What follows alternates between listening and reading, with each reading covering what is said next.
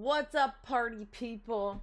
It's me, your boy, Stu. The whatever you want me to be. Hi, Yeti. Hi, Kimbe. Hello, Wiz. Hello, Riff Raff. I think I saw you in there too. Welcome, everybody. Welcome. It's freaking Christmas. Merry Christmas and happy holidays, everyone. Oh, sorry. I gotta drink my water. I just finished eating a bunch of macaroni and cheese. A bunch of macaroni and cheese. Is this Christmas? I don't think this is Christmas. Oh, I thought it was Christmas, but it's not Christmas.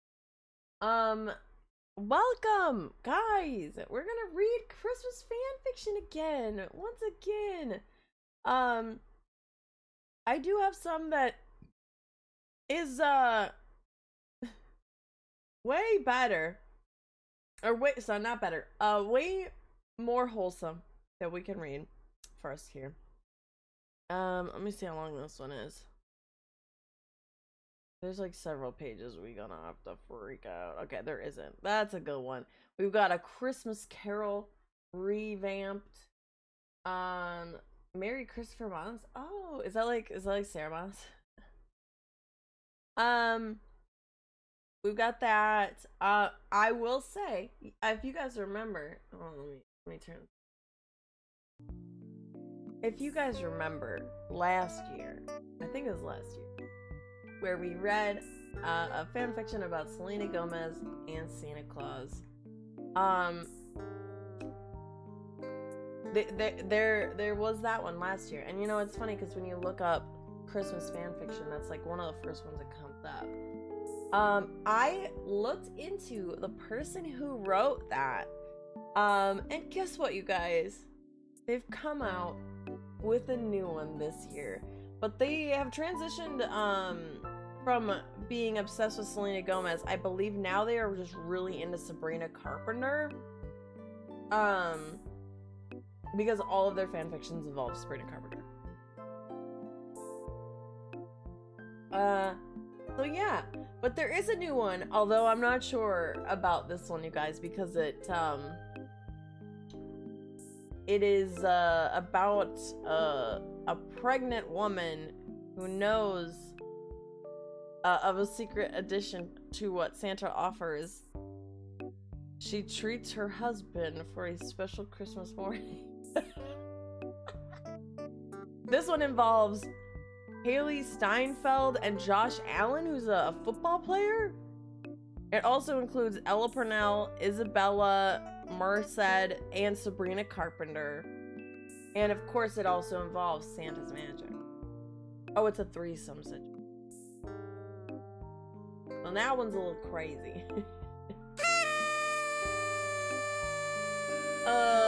But we should probably read it because it was literally published this year. So the person who wrote it is called The House of Weird, and they're back at it again. I think that's the only Christmas one that's recent.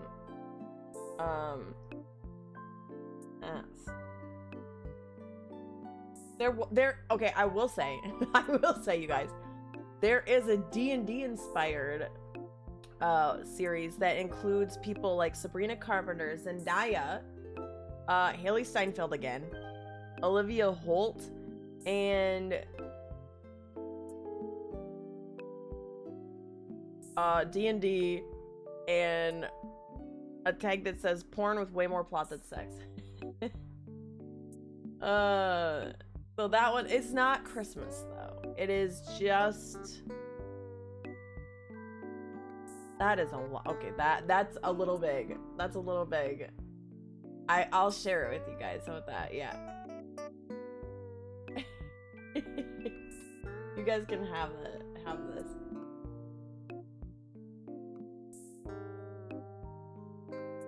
Ew.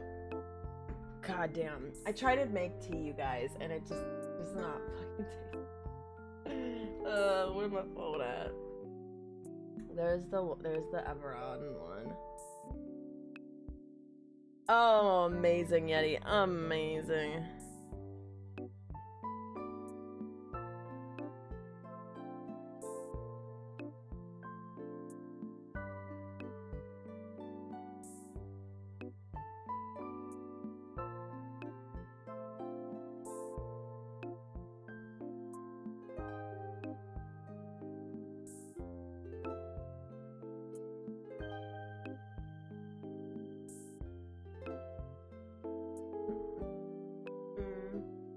Up, up or down ever since. You know that happened.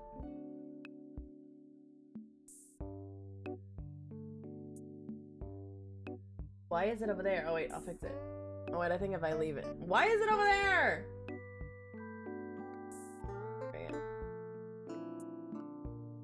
There we go. Did you guys hear that? I hope you could hear that. Quiet, huh? Okay. Hold on. We'll fix that. Hold on. Okay, let's try. Parry the platypus! Is that one quiet?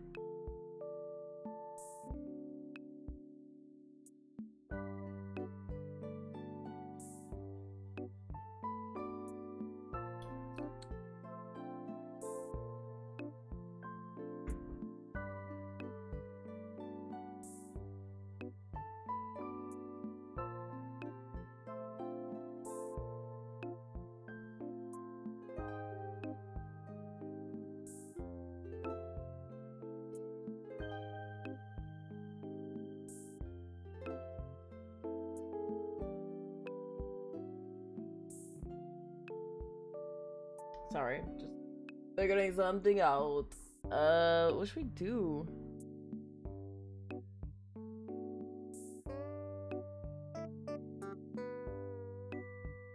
Fuck.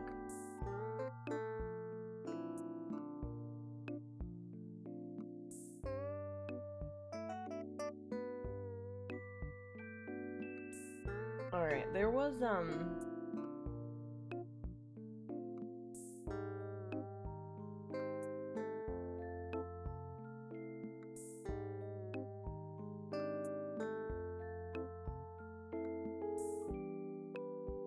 we're gonna do something fun here. Here we go.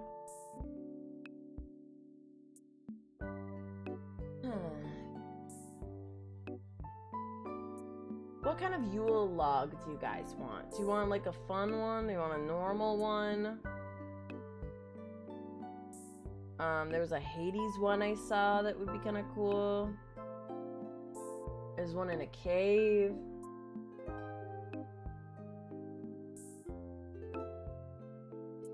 Wait, where's the red Santa, Sabrina Carpenter, Lucy from Fallout?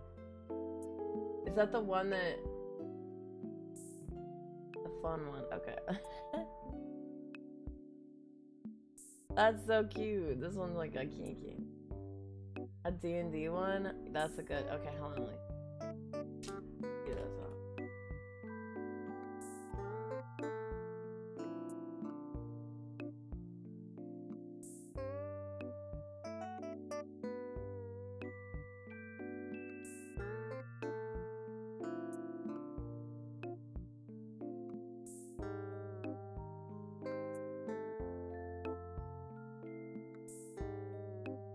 There's a Zelda one. That's cute. Random cave.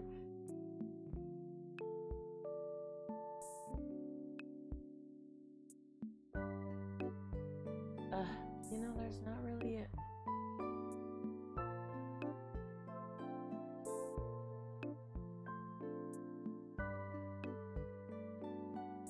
And that one's definitely AI.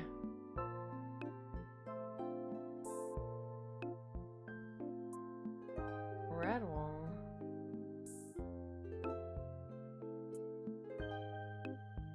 This one's kind of cool.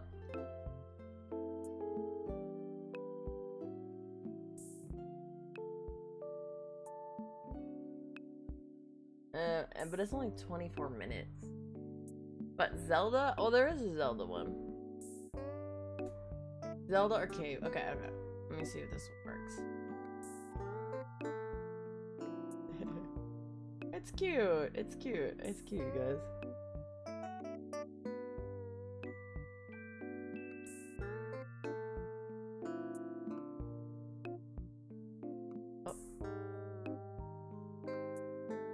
Alright, let me put it up here, you guys.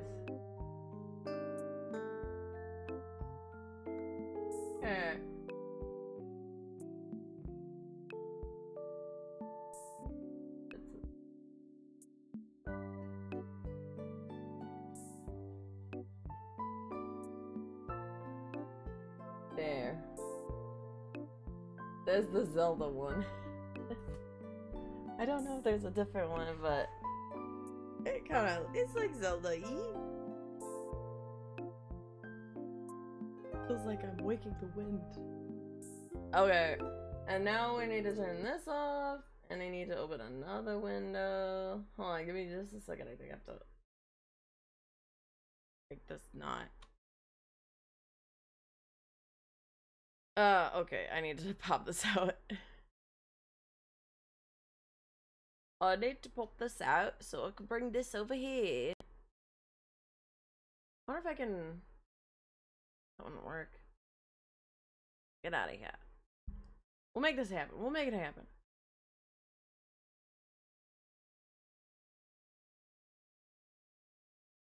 Nope. That's the thing.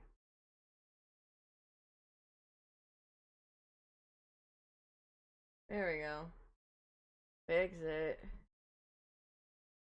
Okay. And then we're gonna find a holiday music to listen to. I did not set this up, you guys. Your only source of entertainment is erotic fan fiction washed ashore. Damn, that'd be crazy. That's Wind Waker. Okay, if you guys find another you will log, just let me know, my friend. Let me know. I was playing a really good one earlier.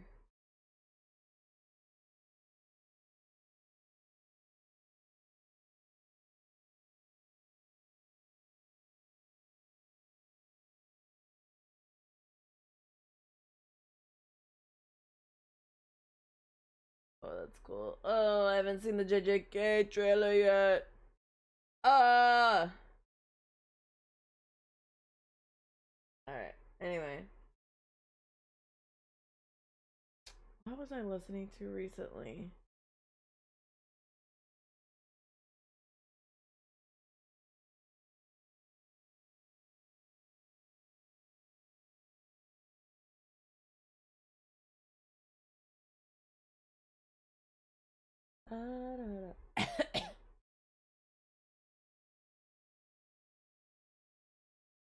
Monday. No.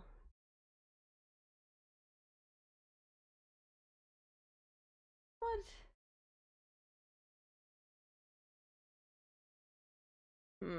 What was it in here?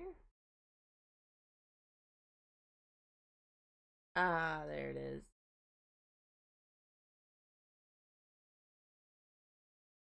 I found it. I found it.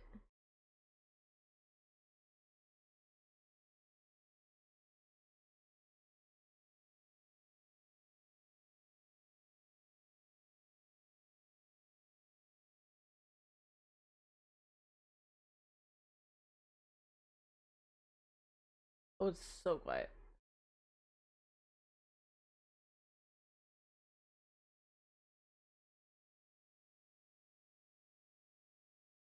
Why is it so quiet? I'm gonna need to do this. It's still so quiet. Oh, hello, music. Oh, cause my thing's at 70%. That's probably why. Okay. Anyway, my Christmas gift to myself is rereading all my favorite fanfics.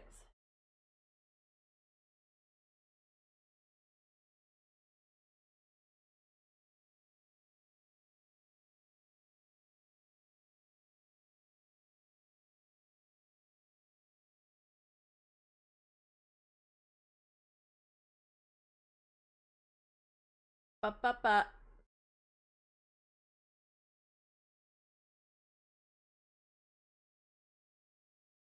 There we go. There we go. It's just Christmas music. All right. Can I do this? Yeah, we can. Okay. We are gonna we're gonna start with something that you guys may already know.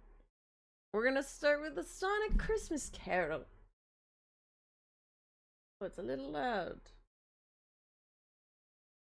The next song's gonna play and it's gonna blast my eardrums.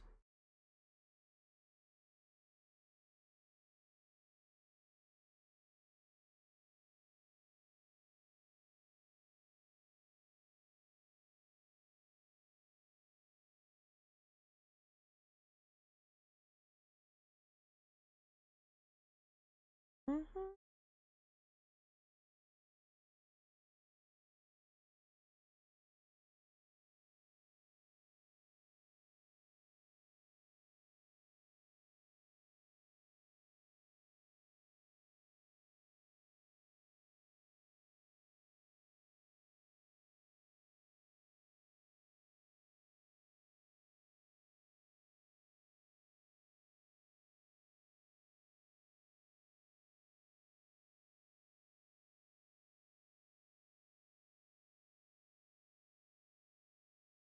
Oh, sorry, I have this freaking gross tea. I'm trying to figure out what to do with it.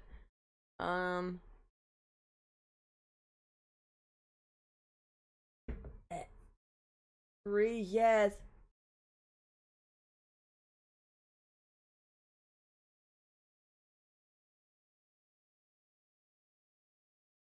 Jonas Brothers, no thanks. Alright, Sonic Christmas Carols. Oh, I should probably post that I'm live. Okay, give me 1 second, then we'll start our Sonic Christmas Carols. Or Christmas. Oh, Christmas Carol, not Christmas Carols.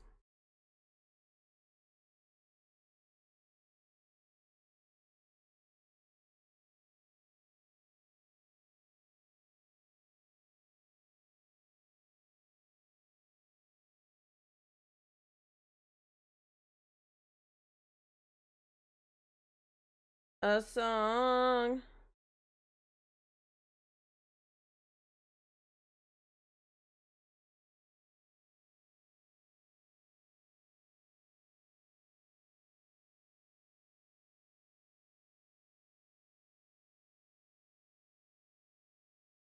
Alright.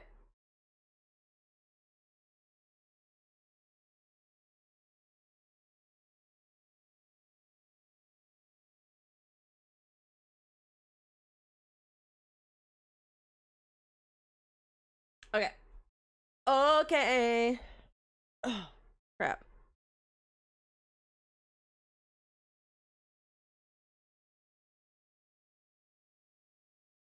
Hi, Maggie. Look, it's Maggie. I get to see Maggie later. Maybe I'll see you tonight. I gotta fucking work tomorrow. I can't stay up so late. But either way, I get to see Maggie tomorrow. Anyway, yeah, I'm like, I wanted to go and be like, hey, what's up? But like, I work at 7 in the morning. Anyway, okay, everyone. I want like more like Christmas, like, what's the word? Ambiance music. Like, not actually like.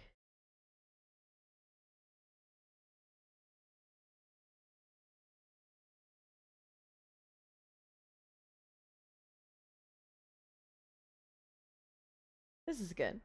We want this one.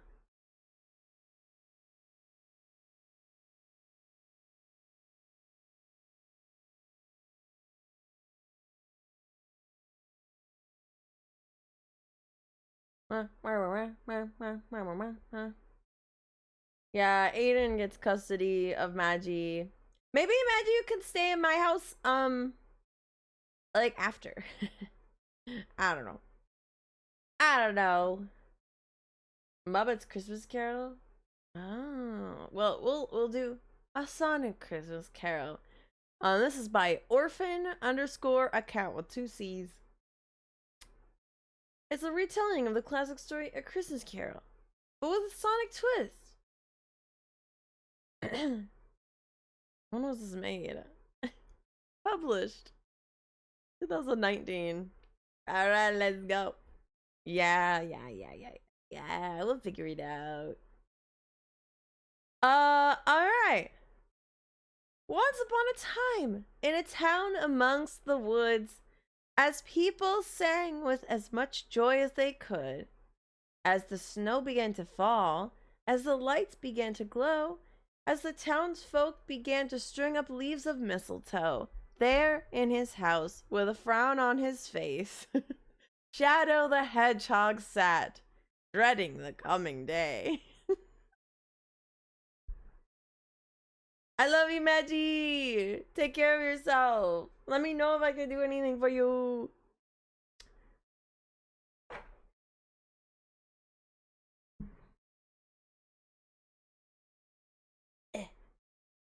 Every Christmas, it's the same, he complained to no one but himself. Everyone bustling about with their presents and their decor. Merry Christmas this, Merry Christmas that. It's all humbug, if you ask me. It was still quite early, but the chorus of children singing in the square already rang out for all to hear, even those who did not wish to hear it, like a certain black hedgehog. Is Shadow a hedgehog? Shadow and Sonic are the only hedgehogs? Sorry, I need to get the lore here. I guess he is a hedgehog. He wasn't, but I'm thinking of Knuckles, who's an echidna. I guess Silver's also a hedgehog. Oh, okay. I see. You see, Shadow the Hedgehog hated Christmas. It's true. He was a real-life Grinch, though that came after Scrooge, not wanting anything to do with the holiday. He never put up a tree or gave anyone a gift. The only gift he gave was extra work the next day. He dreaded December, for he knew what it meant. If we all ignored Christmas, it would be time well spent, Shadow muttered as he shuffled on his coat. Shadow the Grinch Hog. Shadow hates Christmas. Canon information. Merry Christmas, Mr. Shadow, Sonic greeted, giving him a friendly wave. Sonic was Shadow's assistant. The blue hedgehog was infuriating, but despite his running mouth and easily distracted nature, he did good work. That didn't mean Shadow paid him that much. In fact, Sonic's salary was practically non-existent and always being deducted. Shadow berated him and made it clear he wasn't interested in whatever activities he tried to invite him to.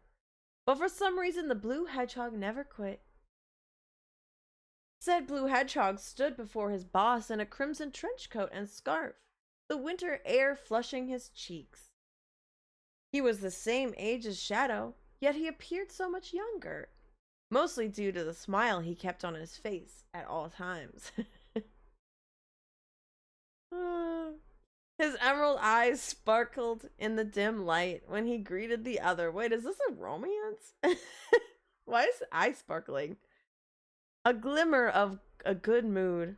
As much as he annoyed him, Shadow had to agree that Sonic had a good heart and livened up the room wherever he went. Wow, this definitely sounds like they're in love. He also wasn't bad to look at. Okay! Okay. Where are we going with this? He wasn't bad to look at, but Shadow wasn't the kind of person to ever admit such a thing. Where are they gonna go? Are they gonna get some mistletoe going on? Do not say that foolish statement around me, Hedgehog, Shadow hissed, the warning tone in his voice poignant. Sonic blinked in confusion before chuckling half-heartedly. Oh right, sorry, you're still not doing Christmas, huh? And Sonic is very puppy. Yeah. Yeah, oh I know. I haven't been doing Christmas since you met me, Hedgehog, Shadow reminded him icily. And I never will. I would appreciate if you would stop asking me about it. Sorry. Didn't mean to make you upset. Sonic waved it off before his expression dimmed again. Shadow could tell he was nervous. The way he settled his hands on his own shoulder. Settled his hand on his own shoulder was a dead giveaway. With how long he'd known the other, Sonic knew his tics. I know you don't like Christmas, but I was wondering. If you're going to ask me to sing with the choir again, I told you. The answer is no. Sonic flushed. No, I was just... Would you like to come over to my house tomorrow? This is not a Christmas Carol. Okay, I don't remember this part. I don't remember this part. Me and a few friends are going to be getting together for dinner, and I thought you might want to. No. Sonic deflated. But he didn't seem to have given up just yet. Aw, come on. It's not like a Christmas party or anything. Knuckles doesn't even celebrate Christmas. It's just a little winter get-together. My answer is no, Sonic the Hedgehog, Shadow growled. That is final. They're gonna frick. Sonic's ears drooped, and he adjusted his gaze to the ground, kicking a pebble. Alright, well, let me know if you change your mind. I won't. This was how it went every Christmas Eve. Sonic would ask Shadow to come over, to which Shadow would decline. Then they would walk for a bit, with Sonic pretending not to be bothered by Shadow sneering at all the Christmas decorations, and Shadow pretending not to be bothered by the fact that their hands weren't brushing. Oh, they were brushing as they went. What's going on?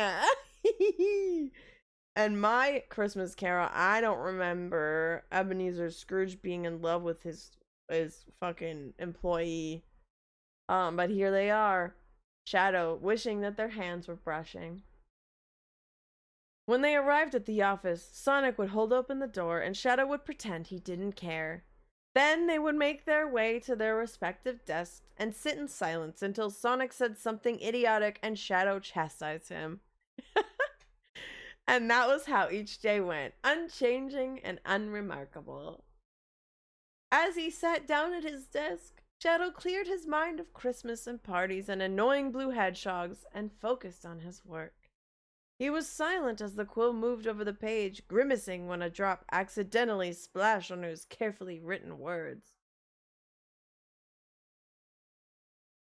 Oh, yeah, okay. Well, that would probably make sense. Aww. Sad. Well, clearly Shadow has some love in his heart. He sighed and called without turning from the desk. Another piece of parchment, Hedgehog. Right away, Mr. Shadow, came the blue hedgehog's reply, zooming up the stairs with a fresh roll of paper in his hands. Shadow said nothing as he took it from him, smoothing it out over the surface of the desk and preparing to painstakingly rewrite the letter. You know, a thank you would be nice, sir, Sonic said, a twinkle of amusement in his eye. It's Christmas Eve. Gotta go fast. Gotta zoom. There wasn't any chance of getting thanks from his boss. Shadow knew he was just doing it to irritate him. I don't care what day it is. Get back to work, Hedgehog, he snapped. Shadow's a dick. God. Sonic didn't move. I do have a name, sir. It even takes less time to say than my species name. He grinned good-naturedly. Which you know is also yours, Hedgehog. That was the last straw. Refer to me as that again, and you'll be called in for work tomorrow on your precious Christmas, Hedgehog. What the fuck? Oh, hey, you guys have changed. Look at that. It's still Zelda, but it's different.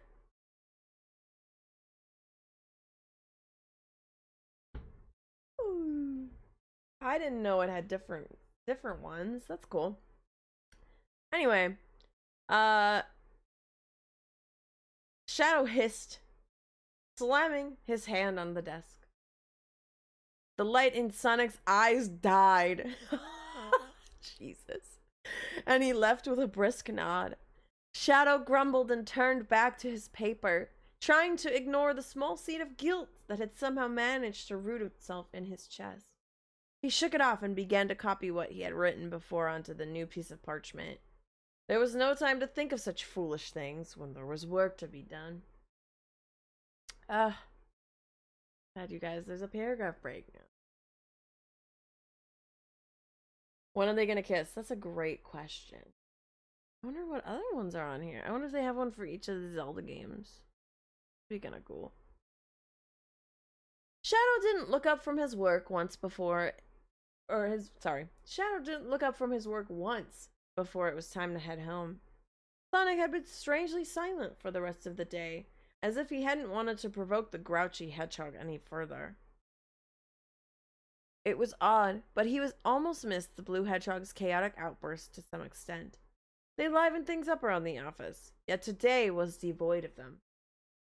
He passed by the assistant as he got up to leave. The blue hedgehog looked more solemn than he had ever seen him. Shadow huffed and slipped on his coat, preparing to head back into the snow. Before he could, however, he heard from behind him, "Merry Christmas, Mr. Shadow." It was timid, hesitant, as if he had been debating whether or not he should say it. Shadow felt his shoulders tense up. He shouldn't have. Wow. That's the next line. Chaos control his heart. "Silence yourself. Do not speak another word. And do not leave the office until that chart is finished," Shadow spat. "Do you understand me?" Sonic shrunk back and sighed. "Yes, sir." Shadow rolled his eyes and slammed the door shut with a vengeance. He didn't have time for such nonsense. He had a house to get to, a bed to sleep in, and a Christmas day to shut out. Dude, Sonic's a bitch. Sonic's rude as fuck. He walked back home with a brisk pace, trying to get there as fast as possible so he wouldn't have to hear any more caroling than he already had. The singers clearly weren't trained, if his ears were to be trusted. Either that, or they were just bad. Or maybe it was just the fact that they were Christmas carols. In any case, he hated the sound like it was the devil and avoided it like the plague. Wow. Well, that wasn't right. He quite liked the devil. What the fuck? Why does that matter? Sonic the Hedgehog likes the devil, confirmed. He was thinking too hard about this. I don't know why he likes the devil. It was just like a sentence, like just, hold on, does Shadow canonically enjoy hanging out with Satan? Like, what do you mean? I don't remember that in my Sonic games.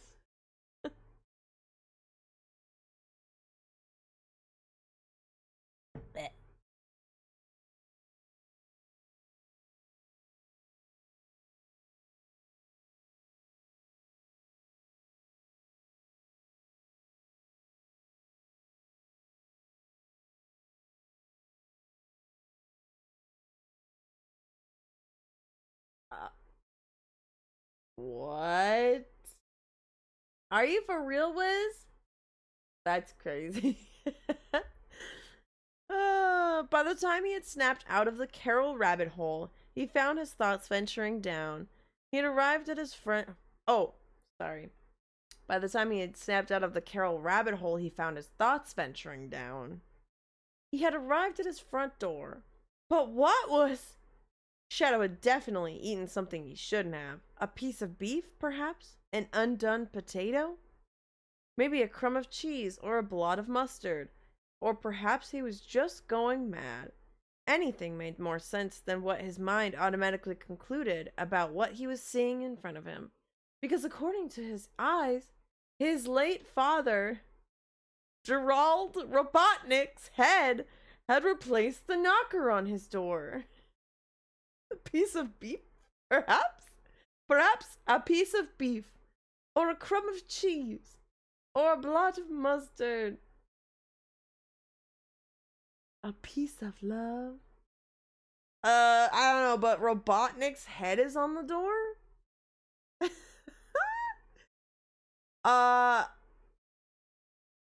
Gerald Robotnik's head disappeared in a blink. The normal brass door knocker standing tall, as if nothing else had ever been there at all. Shadow began to feel quite ill. Had it truly just been an illusion? Shadow shook his head and smoothed out his cloak. He was just tired, that was all. All the more reason to head to bed as soon as possible. He hung up his coat and tossed aside his cloak, heading up the stairs to his bedroom, trying to forget what he had seen. What he thought he had seen. He reminded himself.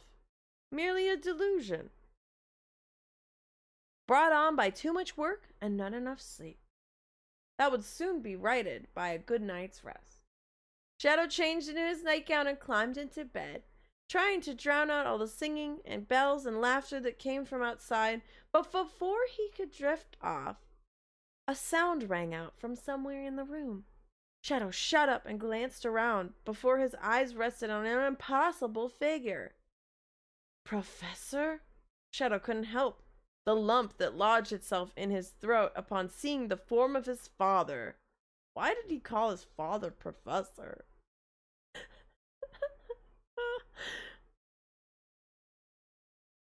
The man's body was blue and transparent, as if he wasn't really there.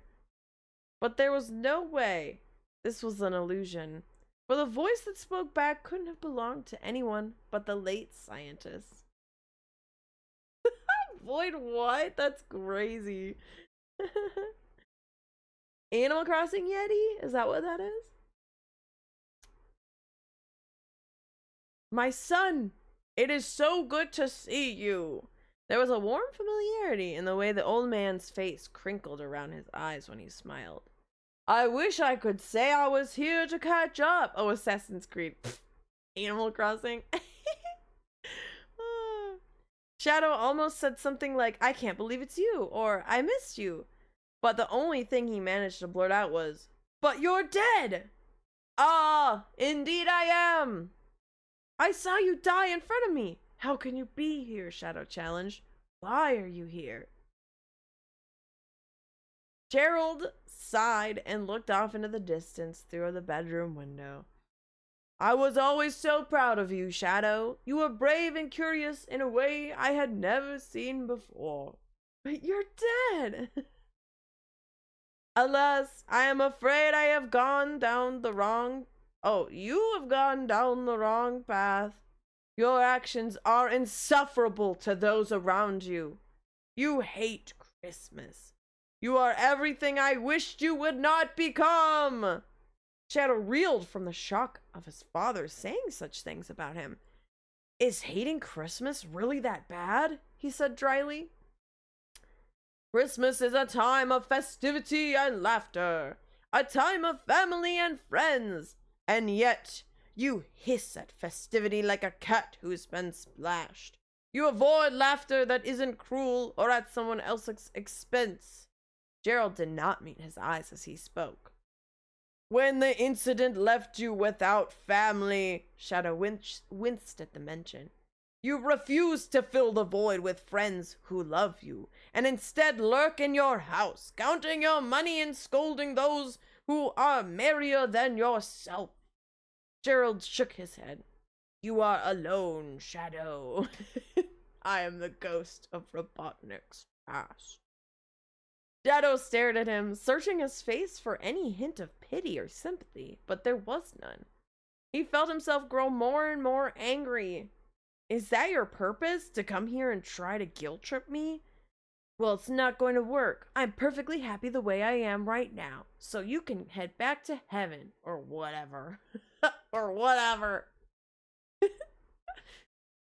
I'm afraid I'm not there, Gerald said, a sad, pained smile on his face. My misdeeds while alive have bound me to this world, wandering aimlessly. And the same fate awaits you if you do not listen. He's not in heaven, you guys. He's a fucking ghost. Shadow paused and looked at him, trying to gauge whether he was telling the truth or not. It seemed he was. Yeah. Insight check.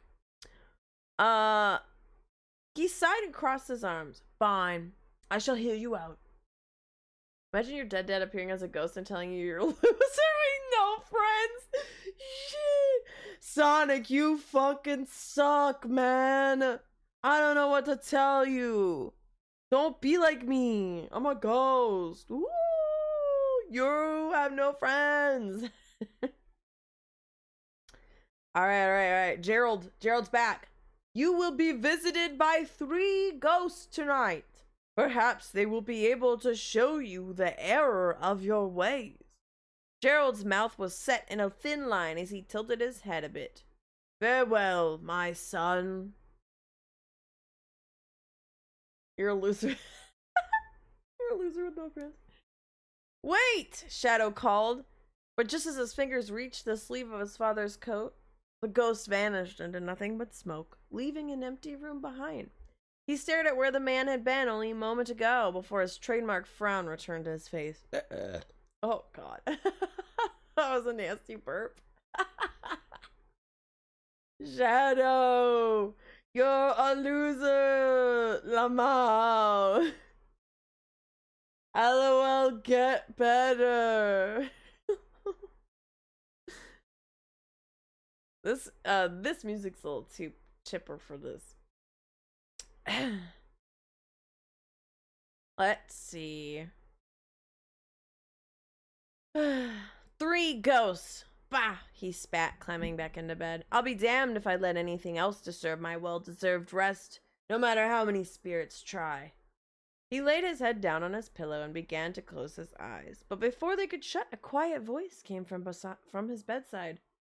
Sorry to wake you, mister, but I'm afraid I'm here to see you.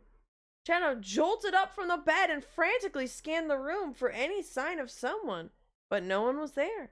He felt his quills bristle with unease as he turned around. He yelped as he came face to face with a figure standing by his bed. It was an echidna girl, very young by the looks of it. She was faded blue, but he could tell that she used to be some shade of orange before her death. Who the fuck is this? The girl wore tribal clothing and had big blue eyes that seemed to peer into his very soul. Shadow stiffened and met her gaze. I presume you are one of the 3 ghosts my father foretold me about? Shadow asked, raising an eye ridge. Not an eyebrow, an eye ridge. Who is this? Who's an echidna? Amy's not an echidna, is she? I thought Amy was also a hedgehog. I don't know. Why is she in tribal clothing? She used to be some shade of orange. You could tell just by her blue. The echidna nodded and curtsied with an air of politeness that was rather jarring, following the harsh treatment that Gerald had given. I am the ghost of Christmas past, but you may call me Tikal. Okay, well, apparently her name is Tikal. Shadow huffed, and I suppose you're here to show me how Christmas came to be, because I'll tell you right now, I don't care. Tikal chuckled lightly and shook her head. Not Christmas's past, silly. Your past.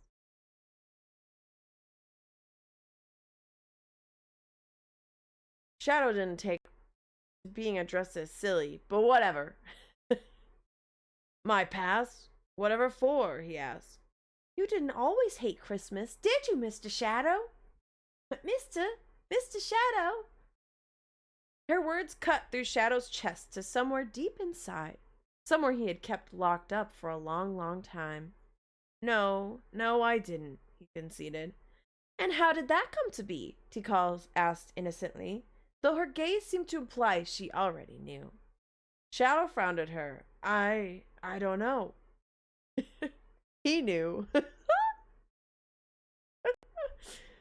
Come, Tikal offered her hand to the hedgehog, who looked at her incredulously. Where are we going? Back. That wasn't particularly reassuring. Nevertheless, Shadow reluctantly took the girl's hand and was all of a sudden whisked away to somewhere else. He looked around in alarm as the scenery of his quiet bedroom faded away, and he was suddenly in a smaller room that looked vaguely familiar. It was mostly barren, but a small wooden bed sat in the corner that made it feel somewhat cozy. Shadow found himself staring at the quilt on the bed, and in an instant he knew where they were. This is, he trailed off, taking in the sight of, your childhood bedroom, Tikal confirmed, letting go of the older Mobian? What the fuck does that mean? What is a Mobian? The older Mobian's hand. What is that? Is that a Sonic thing? Someone please help me. It's more like this. Mobian. The fuck? I'm surprised you recognize it. It's so plain and empty compared to where you live now. Of course I recognize it, Shadow protested. I grew up in this room. But, Spirit, why have you brought me here? He stopped as Tikal put a finger to his lips, signaling for him to shut the fuck up. Just kidding, it said quiet, but I'm saying shut the fuck up. Shadow going down the innocent people isn't gunning down. Shadow has a gun for Christmas. Shadow looked at her in confusion before his ears twitched at the sound from the hallway outside. He turned to the door just in time to get a glimpse of Shadow's throat tightened. Uh-oh. Mobians are fish people? But he's not a fish person.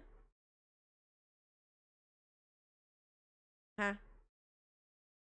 He watched with a tight chest as a familiar girl with blonde locks burst into the room, along with what looked like a younger version of himself. They looked happy, chattering about something that Shadow didn't hear. He was too busy taking in the sight of the girl he never thought he'd see again. Do you recognize her? Tikal asked. Shadow swallowed, willing himself not to cry. Of course, Maria. Your sister. Yes. Even saying her name was hard.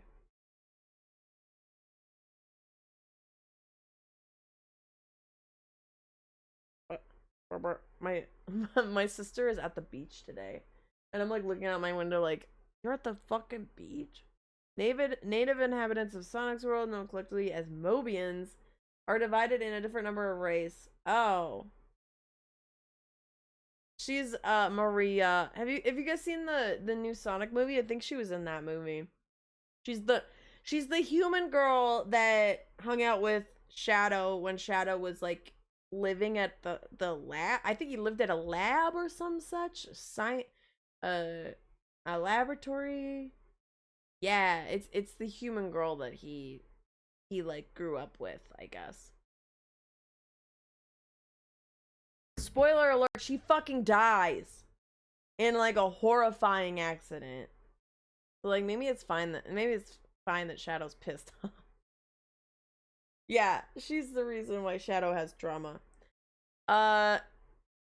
He willed himself to watch as his younger self and Maria settled themselves in the corner of the room, beginning to tell stories about something or another. Shadow felt a tear trickle down his cheek. So much for not crying. You and Maria were very close, were you not? The closest. We did everything together, Shadow said softly. Even though you two were not related by blood, you had a strong bond as siblings. You thought she was the greatest person there was. And in your eyes, your father, Gerald Robotnik, was the most honorable and the smartest man. Tikal said as said man. Gerald. In the game, she gets shot to death. I mean, that's still fucked up, dude. That's still fucked up.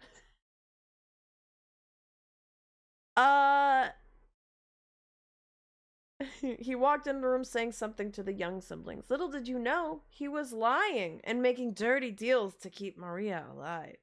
He never let you two see him like that. Shadow stared at her. How could she say such things so casually? Is that why he can't move on now? Because of what he did back then? Tikal nodded solemnly. Oh wait, look at this, you guys. Another one. Ocarina of Time, I'm guessing.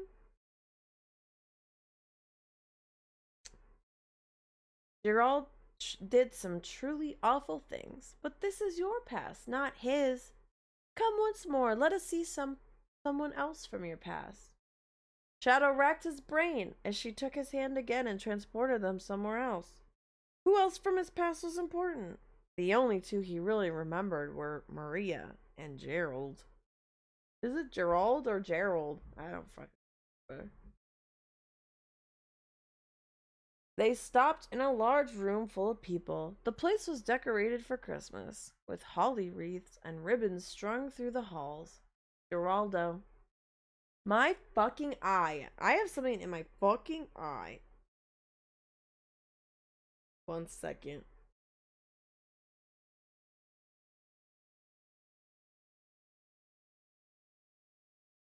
Yeah, look at how cute it is. It's even pixelated, just like the game.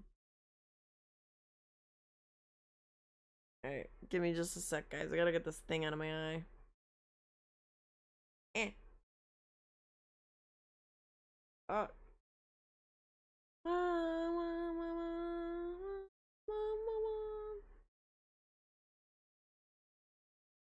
And I did do a good stretch because I'm tripping.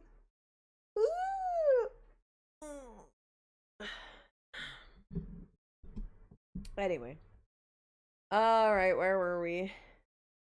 Holly wreaths and ribbons strung through the halls. It was clearly a party of some kind, judging from the food and the dancing and the socializing and all those other things one could expect to find at a party.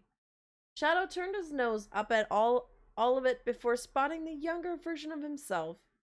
He was older now, probably about 13, dressed in elegant attire that Shadow very, very vaguely remembered, his father forcing him to wear. He glanced around the room for any sign of what could be the reason for their visit. After all, this was just some random party he had attended during his adolescence. What did this have to do with anything? Ah, you guys are gonna love the next part. I read ahead. I spoiled it. Some random fucking party. Then he caught a flash of blue out of the corner of his eyes and froze. All at once, the memories of that night rushed back to him, still fuzzy and incomplete, but there nonetheless.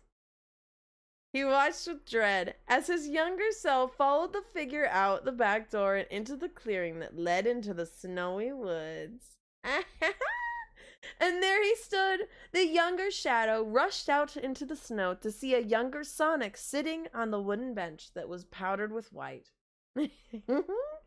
Shadow got another lump in his throat as he watched himself sit beside the other hedgehog. The two boys didn't say anything, but it wasn't long before the younger Sonic stood up and offered a hand to the younger Shadow. And with that, they began to dance. Inexperienced and slightly clumsy, but endearing and elegant nonetheless. Calm down, Wiz, they're like 12 or something.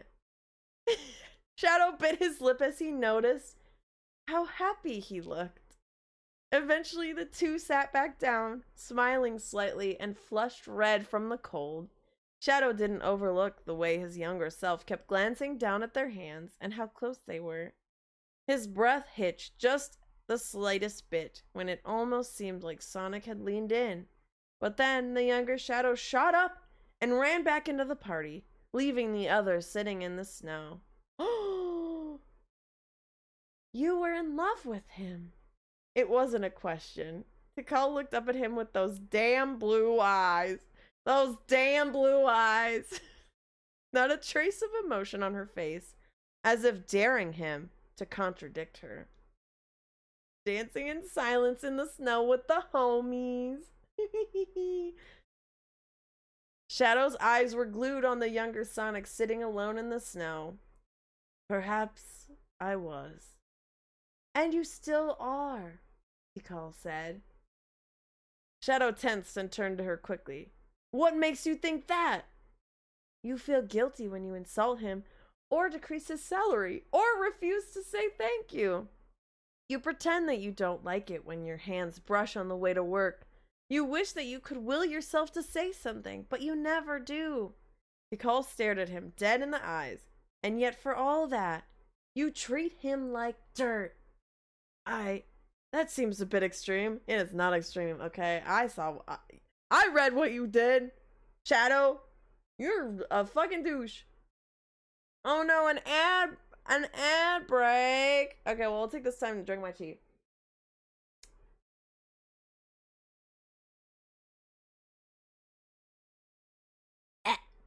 It's steeped for too long. That's so different, Void, than what I am doing right now.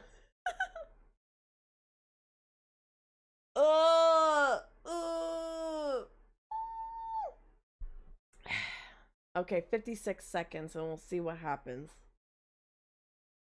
Dairy Baka.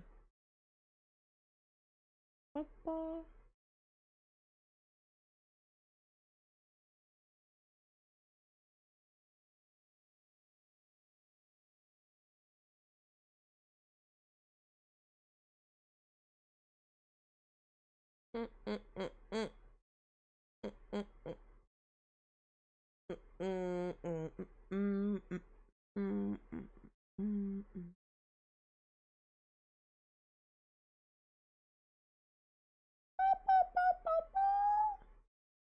Got a new microwave. Hell yeah. Oh yeah, guys. What did you get for Christmas?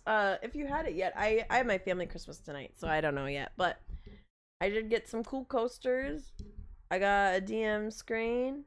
From my hell yeah. From my aunt, I got a little like cow thing that you can heat up in the microwave. Some popcorn and stuff. Some for Secret Santa, oh so we didn't do Secret Santa, but we did like a white elephant, and I brought a Bob Ross Chia Pet and this like weird thing I found at the store that just makes fart sounds when you walk by it. And I ended up with the Bob Ross Chia Pet, so I just brought it back home. And I was like, that's fine. That's fine. There was almost a fight over a big blanket, because my family is so boring, you guys. Either I have a really bad delay or the ads aren't playing. I don't know. That's weird. I wonder if they're just not playing for you. Because it did say there was an ad break. Wait, hold on. I don't know what that means. Maybe they're playing now for you? Maybe it was early. Anyway, my family is so boring, you guys. Half of the white elephant gifts were a blanket and a candle, and I'm not joking. Like, there was like 4 people who brought a blanket and a candle, or like a blanket and some candy. And I'm like, you guys, think outside the box. This is so boring. I brought a fucking Bob Ross Chia Pet. Come on. At my work party, there was like a bidet for your toilet. Someone brought an air fryer that was like apparently under $30. Someone made socks of the ghost for the clinic. Someone like got this huge like sweater that you can put your cat inside. Like, it was like way better. And there wasn't even alcohol this time. Like, it's truly like like someone went to Bath and Body Works and they bought a bunch of lotion and a blanket, and then like that but like copy pasted like 4 times. And I was like, bruh, these are so boring. You guys are so boring. My work party had a bidet for your toilet, and like freaking someone got a fondue pot. Yeah, at my work party there was a bidet for the toilet. Someone brought in socks that they had put the face of the ghost of the clinic on. There was a air fryer. There was a box of like a shit ton of alcohol, like one of everything. I don't know how that was $30. I don't believe it was $30. And then there was like a fondue like crock pot, so you could put like, it was like a mini crock pot that was really popular. I ended up with like a blanket and some tea and stuff because I kind of wanted it. And I didn't really want any of the other things. Someone like hand knit a bunch of like little like dish towels and like bathroom scrubbies and stuff.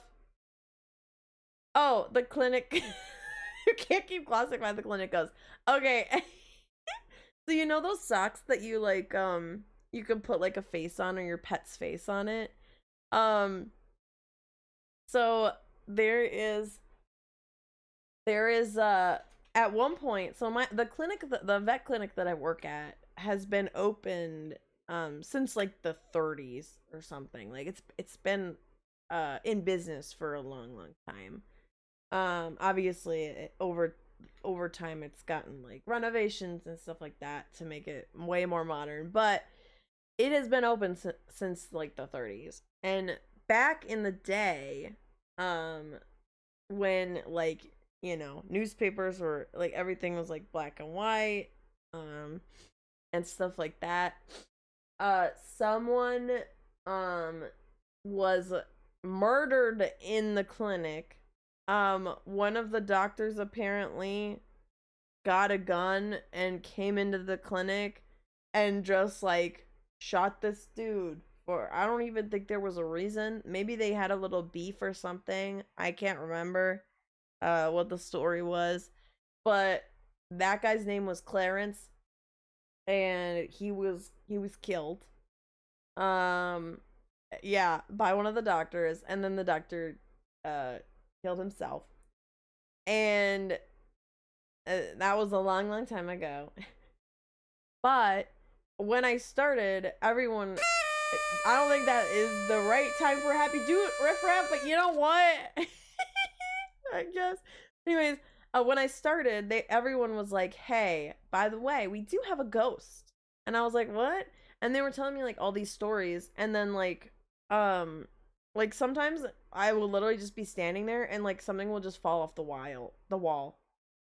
Like I was just sitting there one day, and like a bunch of like tubes, like endotracheal tubes, just like fell off the wall, and they're like, "Oh, it's Clarence again." So like this has been like an ongoing thing that people have seen, like kind of things that are weird and unexplained. Merry Christmas, a man was murdered. But anyways, there was a news article that had a picture of Clarence. Oh shit. The Yule log's done? Aw. Bummer. Should we restart it? Yeah, we should.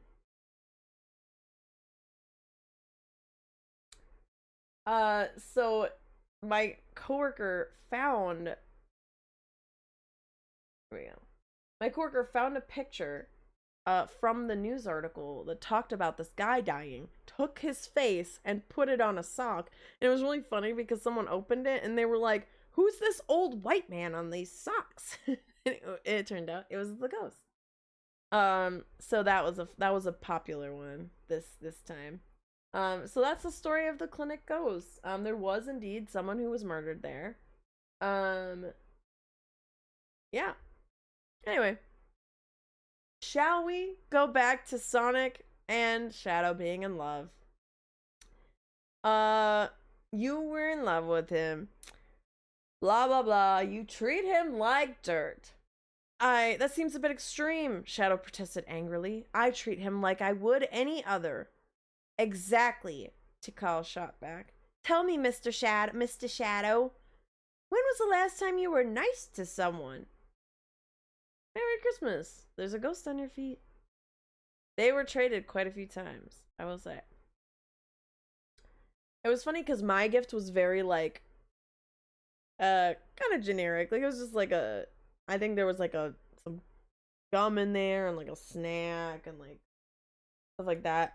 Mr. Shadow. Oh my god, there's just something in my eye. Okay, I've got a mirror. I'm just trying to get this shit out of my eye.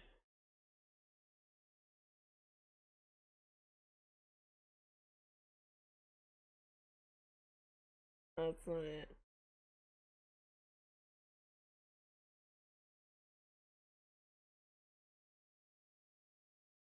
Is that just this book?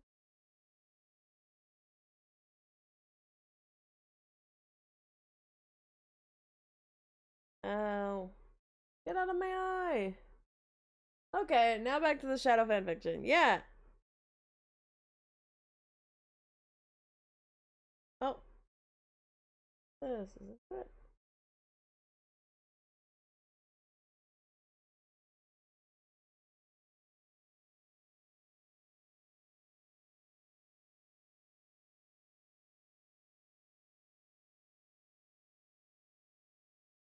Eh. Get out my eye, whatever you are.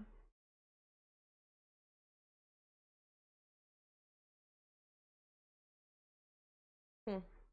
Anywho, sorry. Okay.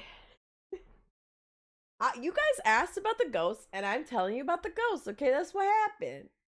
I was not there because it was in the 1930s.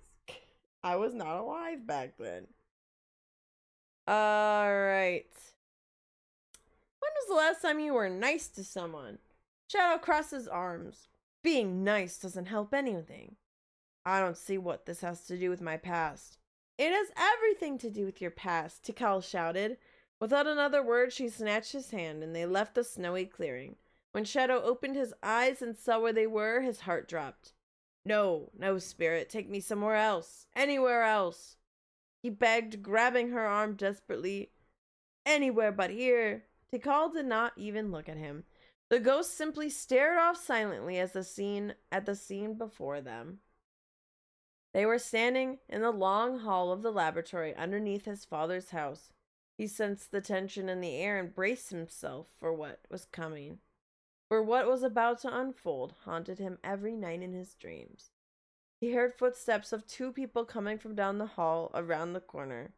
There was a pant of exhaustion that Shadow recognized belonged to him. A loud slam came, the sound of a door being swung open. Everything went silent for a brief moment before there was a sickening slash and a blood-curdling scream of a young girl. Oh, we're getting into this, huh? The scream rang in his ears as Shadow looked from behind the wall. The sight of himself hunched over the dying form of his sister. Damn, what the fuck? This got a little dark. The red staining her blue dress. The figure standing in the doorway holding a blood-stained sword, looking shocked at himself. It was too much to bear. He didn't linger to hear Maria's final words. He knew what she said. It was ingrained in his memory. Side by side with the image of the blade impaling her. Wait, did he kill her? I mean, yeah, that is normal.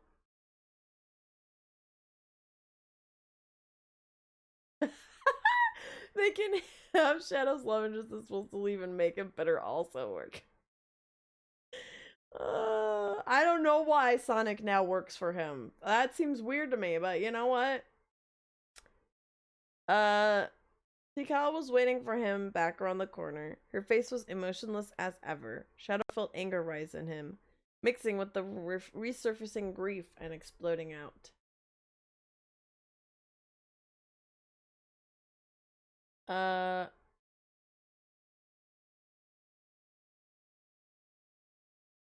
I don't know who killed him. I feel like Shadow didn't kill her. Maybe he did. I don't fucking know. I don't really understand this has to do with Christmas. I've had enough, spirit. Take me from this place, he commanded. Surprisingly, Tikal obeyed, and at once they were back in his bedroom, the moon shining through the window and illuminating the dark shadows on the floor. Why did you show me this? Shadow demanded, baring his teeth.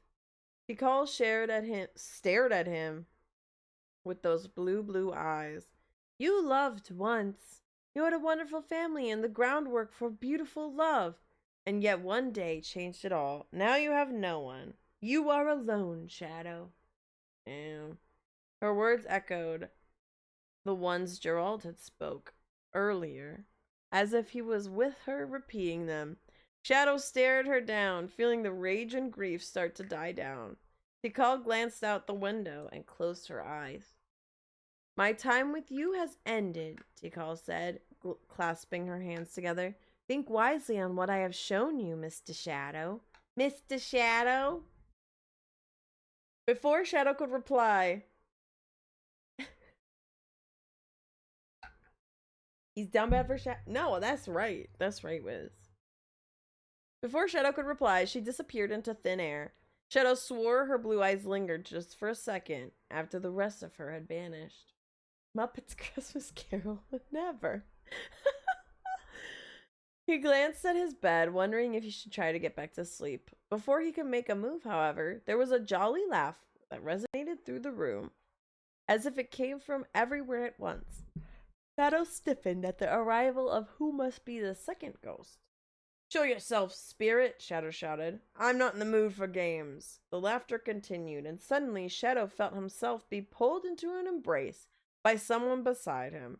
He pushed away and turned to see another ghostly figure, tinted blue like the others, smiling good-naturedly at him. It was a hedgehog like himself, perhaps a few years younger, with short quill and green eyes. She looked to have been pink before death. It's Amy! Right? I don't know. And wore a poofy dress decorated with snow and holly. Now, Shadow, is that any way to act on Christmas Eve? She asked with a twinkle in her eyes. Shadow glared at her, but the ghost only responded by laughing more. You sure are a grumpy one, though I suppose that's why I'm here. She curtsied, her gloved hand grasping the fabric of her gown. I am the ghost of Christmas present, but there's no need to be so formal. Amy is fine. She poked his nose with her slim finger, to which Shadow recoiled at. Amy giggled and withdrew her hand. All right, Shadow, before we head off, where do you think we're going? I presume you're going to show me everyone's celebrating Christmas Eve right now. Amy's fucking dead. Shadow suggested dryly. Present would imply the current time. In a way, Amy said vaguely. It's true that most people are celebrating with their family and friends right now, and I suppose I could show you strangers having fun and singing songs. She shook her head. But that wouldn't help, would it? You don't care about strangers. You don't care about the Christmas spirit. There wouldn't be any point. Amy winked and took his hand. But I know someone who you do care about. Ah ha ha. Shadow looked at her incredulously. Poppycock. Poppycock, I'm Shadow. Poppycock. I don't know, Wiz. That's a great question. That's a great question. Amy just chuckled and pulled him toward the window. Shadow gave her a confused look before she flung open the shutters and stepped out, yanking him along with her. Shadow yelped in alarm before realizing that they weren't falling. They floated in the air, his feet lifted off the ground as he looked down the snowy streets. What the? How? Magic, obviously. Amy rolled her eyes and tugged on his hand. Now let's get going. The night won't last forever. The ghost pulled him along through the winter air, yet Shadow didn't feel the cold at all. Snowflakes floated down from the clouds above, but they seemed just to pass right through him, as if he wasn't really there. He gazed down at the people walking through the streets, talking and laughing, completely unaware. Amy smiled. They can't see you, if that's what you're wondering, she said, flying past him. Shadow moved toward her, finding himself able to glide through the air like a bird. It felt extremely odd. So where exactly are we going? He asked dryly. He asked everything dryly. You'll see, Amy replied with a wink. Shadow wanted a more detailed answer, but he really didn't want to be left behind, with no way to get down, so he followed her anyway. The two soared through the night sky, the stars above them twinkling in the snow. They dipped through the streets, the townsfolk paying them no mind. Eventually, Amy slowed at a particular house. It looked small and unremarkable. Shadow certainly didn't recognize it. Why had they stopped here? Amy seemed to sense the confusion and smiled, beckoning him to follow her in. Shadow jolted in alarm as he watched her phase through the walls of the house. Then, at the fact that she apparently expected him to do the same, he took a deep breath and flung himself at the wall, finding in relief that he went through as she did. Now inside the house, Shadow took in his surroundings. It was even smaller than it looked from the outside, with a long table taking up most of the room. Wait, who's Timmy, the broken leg man? It was made of wood, beaten up and chipped, but still standing. Empty plates lined the edge of it, and there was an armadillo. An armadillo who was setting a platter of green beans down. In the back, there was a fireplace, burning warm and bright, although he couldn't feel its heat. Shadow studied the armadillo as they ran back into the kitchen, but he was sure he had never seen them before in his life. Amy had said she wasn't going to show him strangers, right? Then why? His question was answered as a very familiar face stepped in from the kitchen holding a plate of steaming rolls. Shadow stiffened as Sonic made eye contact with him, but with everyone else, it seemed the blue hedgehog couldn't see him. Right, who's the fuck is Tiny Tim in this situation? Because Sonic doesn't have a wife or a child. Instead, walking over to the table and looking at it curiously.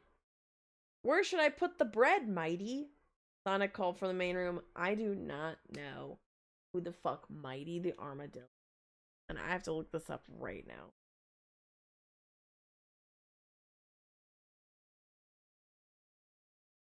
What the fuck? Who the hell is this guy? That does not look like an armadillo. It looks just like Sonic. Or sorry, it looks like Shadow. Where should I put the bread? What bread? He doesn't pay you. Mighty the Armadillo, huh?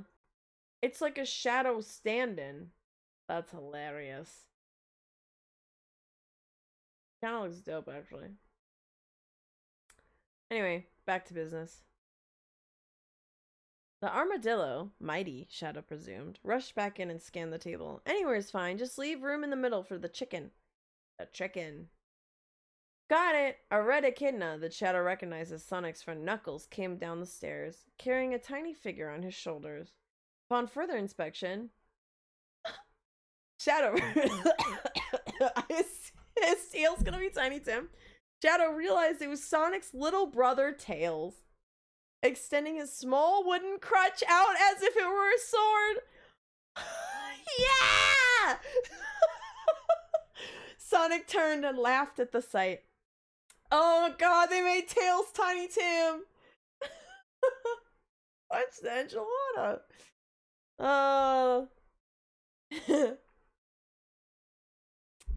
Quite a mighty steed you've got yourself, little buddy, Sonic chuckled, leaving the rolls on the table as he approached the two. Knuckles said I could sit up here for all of dinner, Tails declared proudly, waving his crutch in the general direction of the table. Sonic glanced at Knuckles. Are you sure you want to do that, Knux? Tails is kinda a messy eater. Knuckles simply shrugged. Whatever. It's your funeral. Wait, who's talking? Sonic? Sonic's talking. Knuckles. Your funeral. Just then, Mighty reappeared from the kitchen, the fabled chicken on a metal platter in their hands. The other boys made sounds of awe and watched excitedly as the bird was placed on the table. Sonic turned to Mighty. That looks incredible, Mighty! Where did you learn to cook like that? Mighty blushed and waved him off. Aw, it's nothing. I'm really not that good as all that. I only wish we could have gotten a proper goose.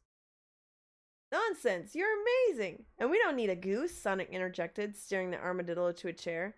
Now come on, I want to eat. Once everyone was sat down at the table and Sonic raised his glass, signaling for the others to do the same, they followed his direction and listened as the blue hedgehog spoke. First, I want to make a toast to Mighty for whipping up this feast you see before you. Are they married? He said cheerfully. Knuckles and Tails gladly echoed the statement, while Mighty just looked a bit shy. But I also want to propose a toast to a certain other someone. Why am I suddenly Southern? Who doesn't happen to be here with us right now, Sonic said, glancing around the room. To Shadow the Hedgehog, the founder of the feast. The others' expressions dimmed in an instant. Mighty sported a neutral frown, while Tails simply looked confused. Knuckles, however, had rage written all over his face. Are you serious, Sonic? He exploded. Why should we drink to that insufferable Sonic cut him off before he could say anything unsightly. Be reasonable, Knux. Void. I am being reasonable, Knuckles retorted. He's the grumpiest, most stuck-up old man I've ever had the displeasure of meeting. And he hates Christmas, Tails chimed in.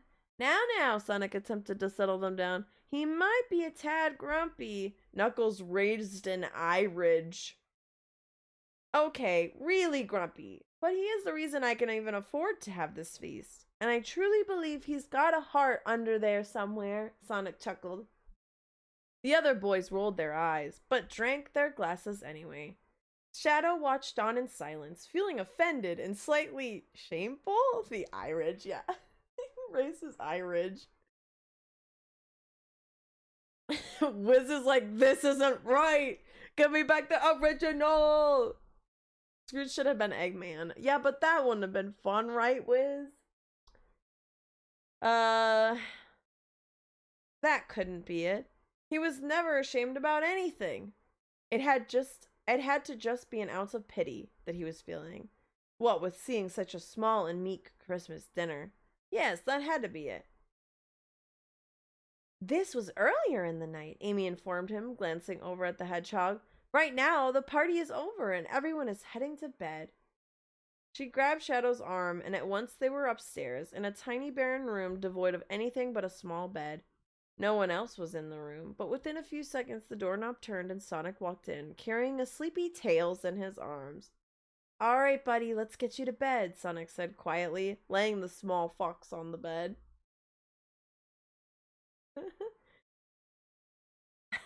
Eggman, Tiny Tim Eggman. That was a grand feast, Sonic, Tails mumbled drowsily. When I'm all grown, I'll invite you and Nux and Mighty to my house, and we can eat like this every night. At the mention of Tails all grown, pain flashed in Sonic's face. He quickly covered up with a restrained smile. But Sonic could clearly tell it was fake. He seemed resigned. Oh, Tails is gonna fucking die, you guys! Tails has an incurable disease! That you will, little buddy, the blue hedgehog said, his voice quivering. That you will. Fuck, Tails is gonna die!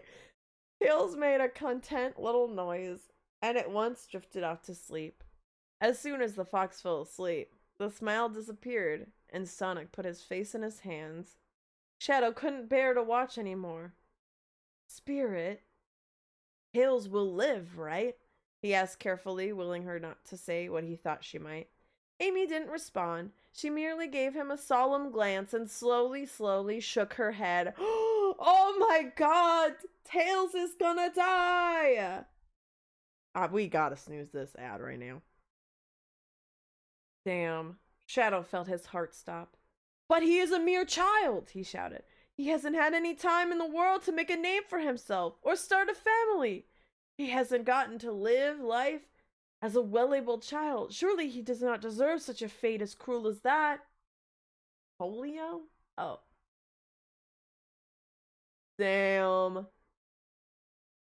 That's fucking sad.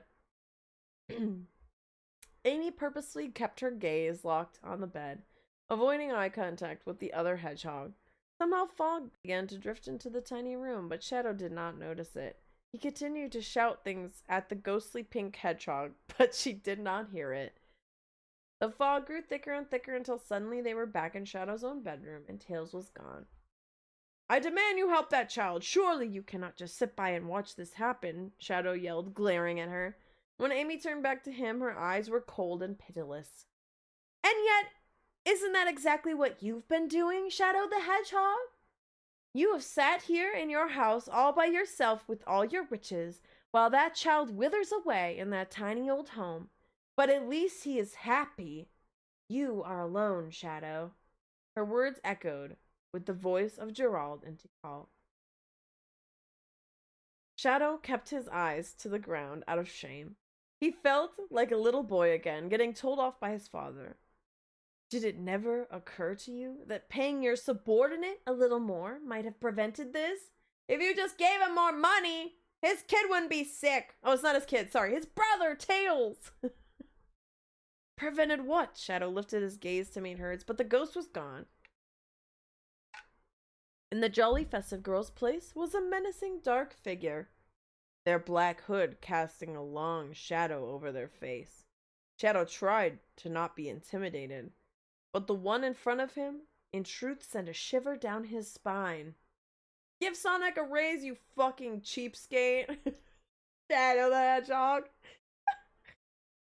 What do you want with me? He shouted at the cloaked figure.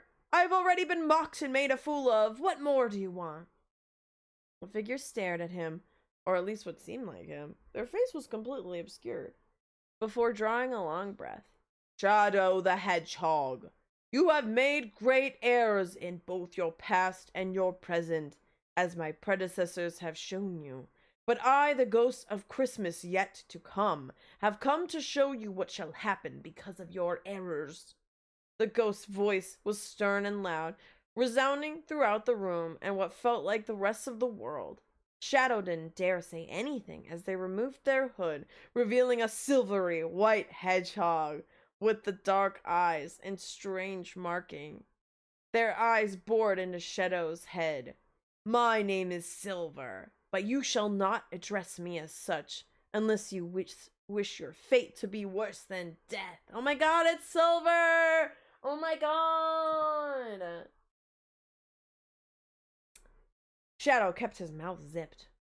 Look behind you, Shadow the Hedgehog. Gulping, Shadow slowly turned around and had to stifle a gasp as he came face to face with a coffin. The wood was dark and old, and it had an air of death around it. It seemed to match his measurements perfectly. He didn't dare to ask, but somehow the words made their way from his mouth regardless. Who is it? Silver simply gave him a cold, dead stare and raised their hand. What the fuck? Oh fuck. Oh fuck.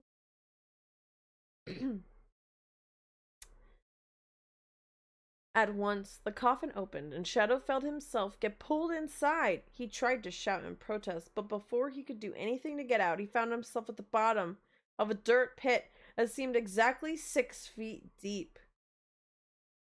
How'd they get my measurements? Shadow asked dryly. Boy, that's so funny. That's so funny because they keep saying that. Don't worry, they spelled the word dryly wrong. Ugh, all this talking's giving my throat a little sore. Where are we? Where were we? 6 feet deep, yes. At the top appeared Silver, but their eyes were merciless as ever. Without another word, the lids shut and Shadow's world was plunged into darkness. Almost as soon as it happened, however, he felt the night air around him and opened his eyes. He was now on the outside, watching the last bit of dirt cover up the coffin that presumably held his dead body inside. The area for the funeral was set up with lines of chairs and a podium for a speaker, but there wasn't anyone to be seen but the 2 hedgehogs. Shadow turned to Silver to confirm what he was seeing. They nodded and said, No one came. No one cared that you died, Shadow the Hedgehog. A few townsfolk passed by the outskirts of the graveyard, noticed the funeral, and laughed. Old Shadow's finally kicked it. Good riddance, I say. In fact, they were glad you were gone. It's not like you did anything good during your lifetime, Silver said, what sounded like a slight taunt in their voice. No one cared that you died, Shadow the Hedgehog, because you are alone. Their voice shook with the echo of all the spirits before them, of Amy and Tikal and Geraldo, all speaking as one. Shadow stared at where the coffin had been, feeling helpless and insignificant. He noticed the ghost point at one of the headstones, and tentatively approached it. When he saw what was engraved on it, he let out a whimper of sorrow. The gravestone was marked, Miles Tails Prower. Miles! No! Give your workers upward mobility, you Scrooge, or you're gonna die alone.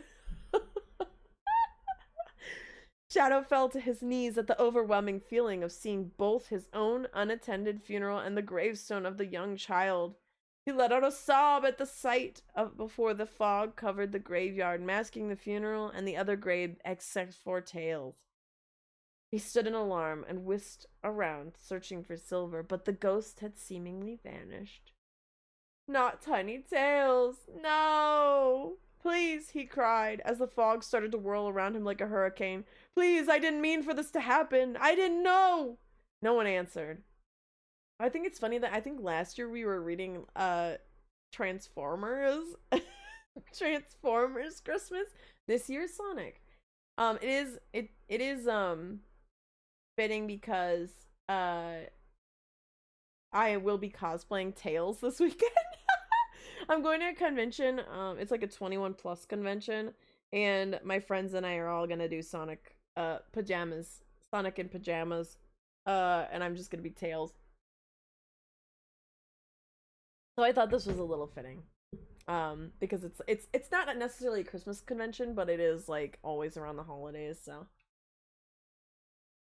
I'm gonna be in a Tails in pajamas. Anyway, Tails is getting crunk. Yeah, I will be. Are you gonna bring a little crutch? I'm Tiny Tails. I should. It's so funny. Maggie is coming, and Maggie's gonna be Sonic, and Juby is gonna be Knuckles. Aiden is gonna be Eggman. And our other friend's gonna be Shadow. Ginkgo, if you guys remember Ginkgo. Anyway, it's gonna be great. We're gonna have a great time. Anyway, the rushing of the wind was loud as a battlefield, biting at him and howling like a wolf. The ground felt cold and rugged, stabbing into his legs as he collapsed. Silver was nowhere to be seen, and even Tails' grave had disappeared. He was alone. Yeah, Gargoyle friend, yeah! She's gonna be Shadow.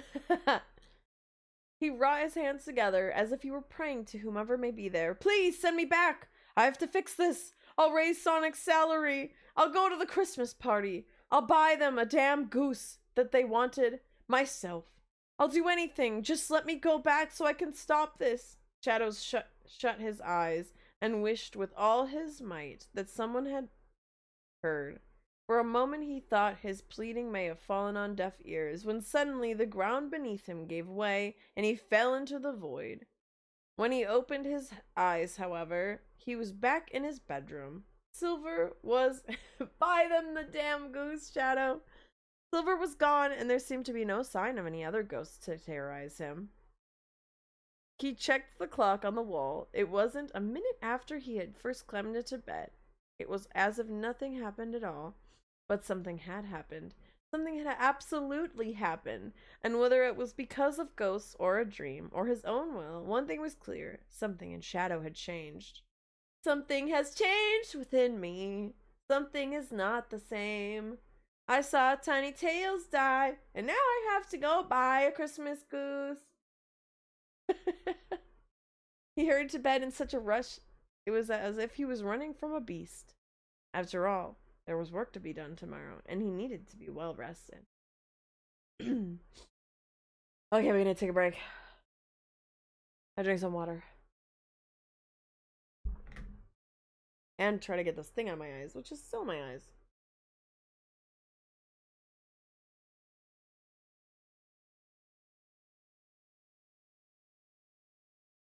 Where are you? Thing in my eye.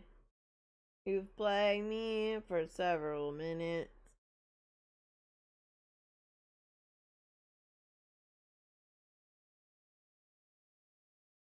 Shadow the Grinch hog. This is so dry in my house. Is an eyelash? I thought it was, but like, one of my eyes just dry or something.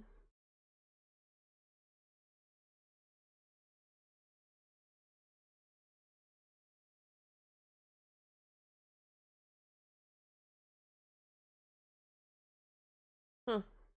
Weird. Maybe my eyes just dry.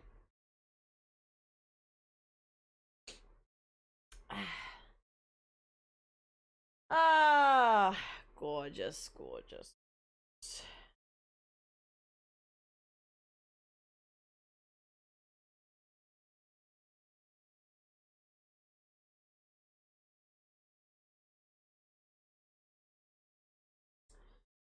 Four calling birds, 3 French hens, 2 turtle doves. He died of cardiac arrest. Oh shit. Damn, boy, that's a fucked up ending. Alright.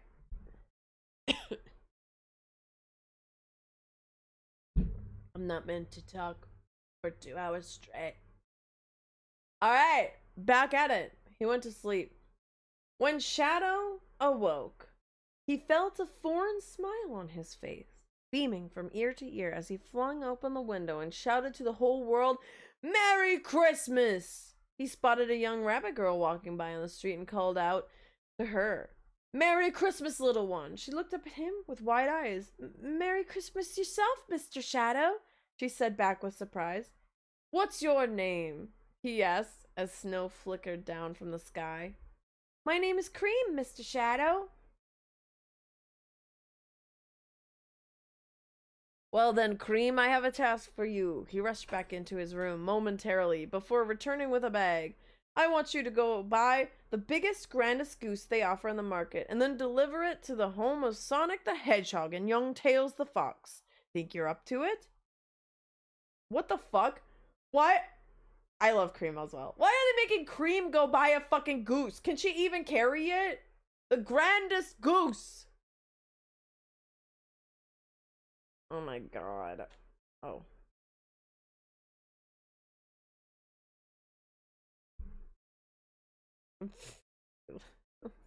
Dumb. Ah. Jeez. Oh, that's so cute. Anyway, think you're up to it? Cream stared at him and nodded, almost in a daze. "Good, now take this." He threw down the bag, sighing in relief when she cut it with no trouble. The little girl opened the bag and gasped when she saw the glimmering gold contents. "Sir, this is much more than what they asked for a goose." He waved her off. "Keep the change. It is Christmas, after all." Cream's eyes grew as big as dinner plates. "Really?" "Of course. Now run along then." He shooed her from the window. "And tell them it's from Shadow the Hedgehog." I guess she can fucking carry a giant goose. Cream didn't waste any time, hurrying along the street, singing merrily with her coins.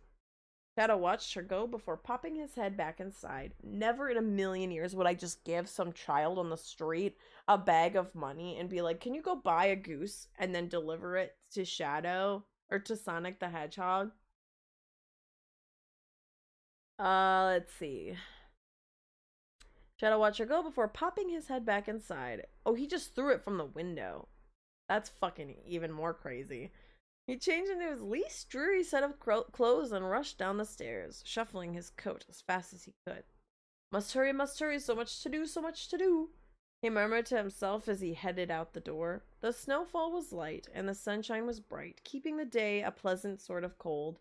As he strolled along, he greeted the passerby and wished them a Merry Christmas. They looked as surprised as Cream had been, with some even stopping in their tracks and staring. Shadow paid them no mind as he made his way to the marketplace.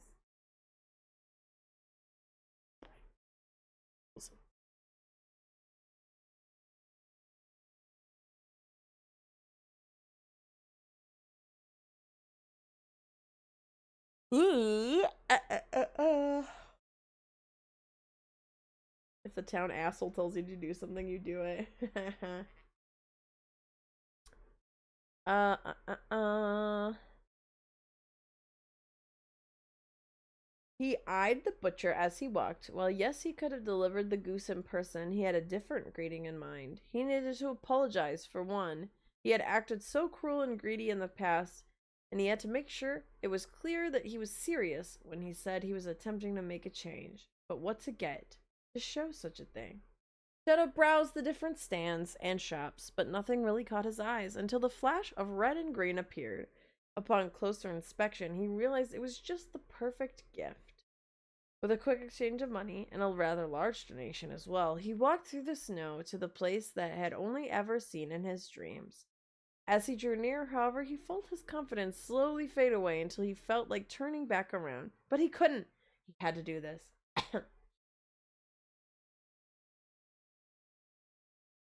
Second grand excuse. Yeah, exactly.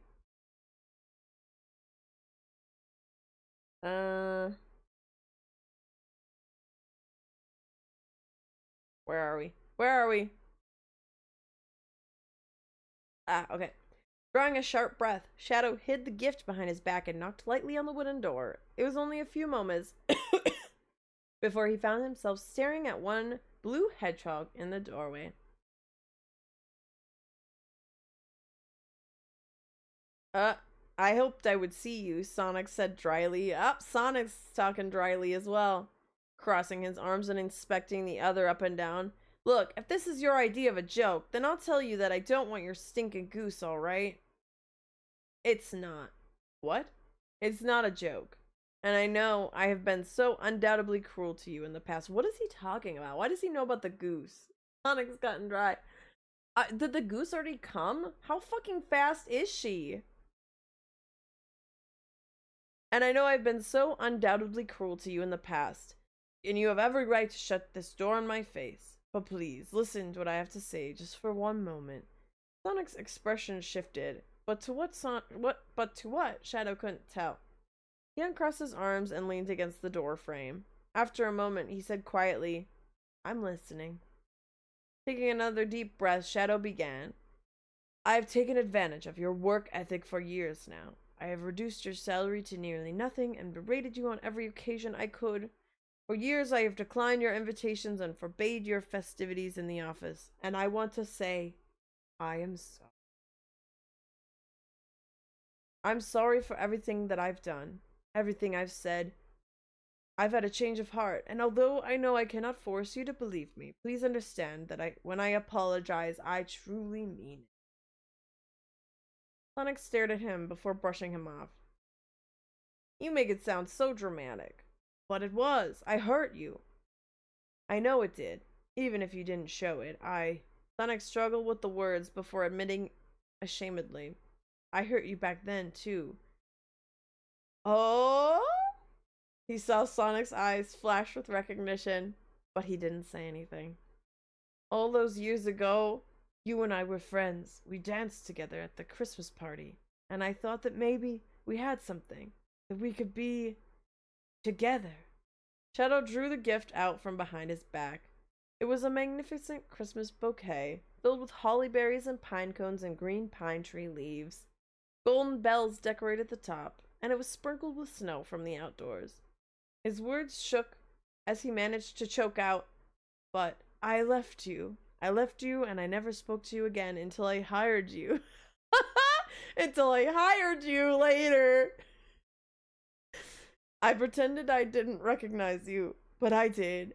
I was just too much of a coward to admit it. Jesus Christ, this bitch hired Sonic at his job and pretended that they didn't dance at a Christmas party when they were kids. Damn. But I am now, and I know it's too late, and I know that you have no obligation to forgive me, but I wanted to at least say that I'm sorry. I'm truly, truly sorry. Shadow finished, his eyes slowly rising up to meet the emerald ones of Sonic. The blue hedgehog looked shocked, like he didn't know what to do. Shadow waited until the other's eyes relaxed and his face turned to a more serious one. His shoulders slumped, bracing himself for rejection. I'm sorry, I shouldn't have come. He was cut off as suddenly Sonic pressed his lips to his own, grabbing his shoulders and pulling him close. The snow continued to fall in tiny flakes from the sky, coating Shadow's dark quills with specks of white as Sonic embraced him. The kiss was angry. It was confused. It was relieved. It was joyful. And it was perfect. Oh, Wiz, perfect timing. Bye, Wiz. I probably won't be streaming for... Well, I probably have to get off at, like, in a little bit here. Unfortunately, because I have to, I have my own Christmas stuff at 4, but take care, Wiz. Happy Christmas and happy holidays. Anyways, they kissed. There's only a little bit left, luckily. And then, we'll read a little bit of the naughty gifts for a good husband or wife before I have to leave. As the bells tolled to signal the hour on that Christmas day, warmed by the fire, Shadow the Hedgehog sat and pledged to do his best.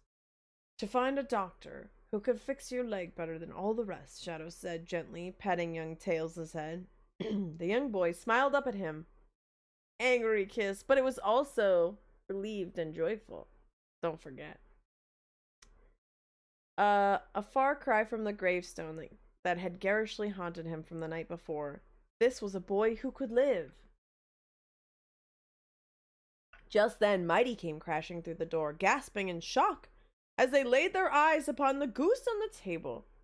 Knuckles walked in after them, his gaze finding his way to Shadow as his shoulders tense. You really weren't kidding, huh? I got a leg doctor and a grand goose. This is a boy who would live. Shadow said dryly. We'll get you a doctor to fix that leg. The best doctor in the land. As Mighty got to cooking the goose, and Knuckles ran in to help them too. As Sonic sat with tails in hand, and as three ghosts looked on, all of this planned. As people walked and choirs sang, as those holiday bells rang, as the home sat with an air of forgiveness, Shadow the Hedgehog uttered, Merry Christmas. Aww. So cute. I love it.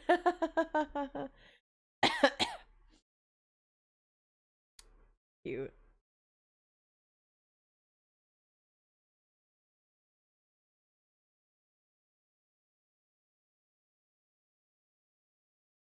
I love it.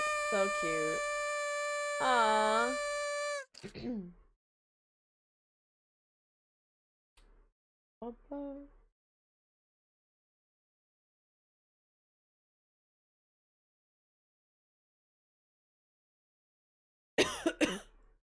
That was so cute.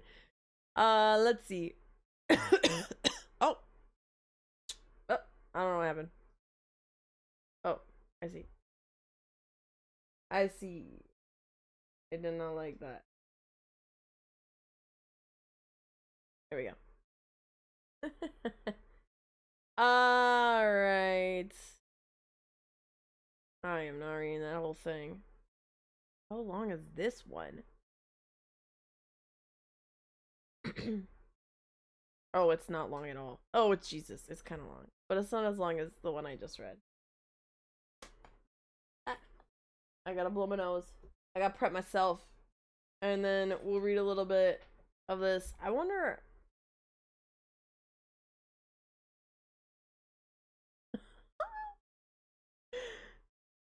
Might not be my best work, but I think it looks good. This one's... how much was the other one? Okay, that one was way longer. That one was 8,000 words, you guys. This one is only 2,000. Like, way less.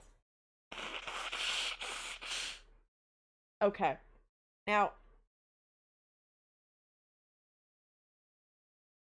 this is too... I can't read this, you guys! This is fucking crazy. Oh, God. The fucking Sonic one was so wholesome. And this one is about a pregnant woman. I don't know, you guys.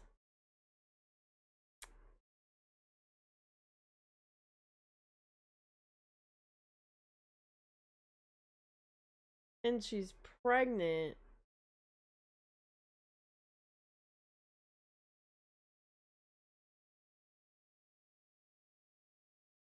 Oh, Jesus. Ah! Okay. I don't know, you guys. I don't know if I can read it. It's so... It's not late enough in the day for me to become fucking, like, extremely... extremely, like, crazy. You know what? If it was, like, 11 p.m., maybe I'd read this. We'll read it until it gets extremely raunchy, and then I will summarize. How about that?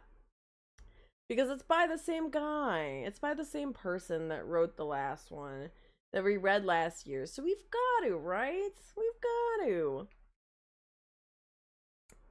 Okay. Okay. This one is called Naughty Gifts for a Good Husband. Hold on. Alright. Oh, that's right. Where'd it go? I've got a cough drop. My throat hurts for some reason.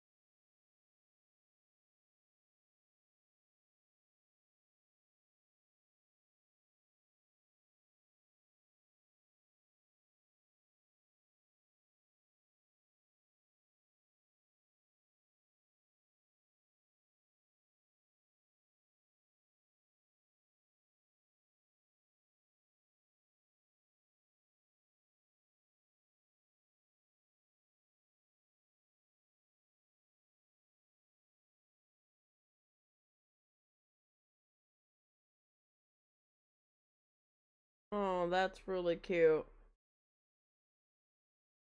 Sorry, I'm saving that. I just saw this thing. Oh, it's so cute. Oh, damn, it's cute.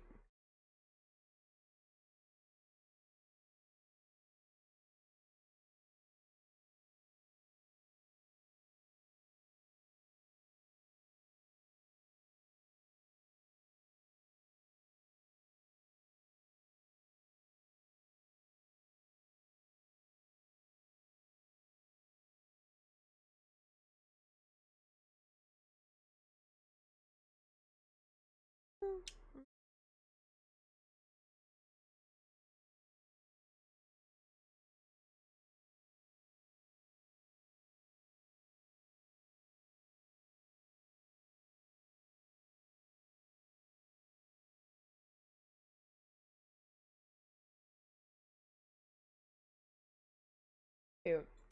Anywho, pregnant. Okay, everybody, get fucking ready for this. We're gonna make it PG. OPG.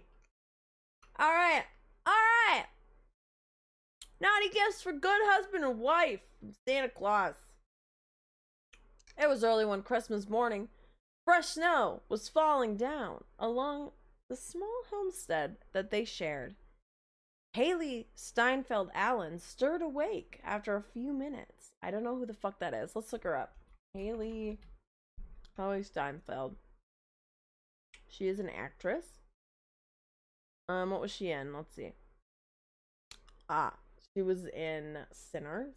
She was in True Grit and in Bumblebee and Pitch Perfect and Hawkeye. I do not know. She was in Arcane? What did she do in Arcane?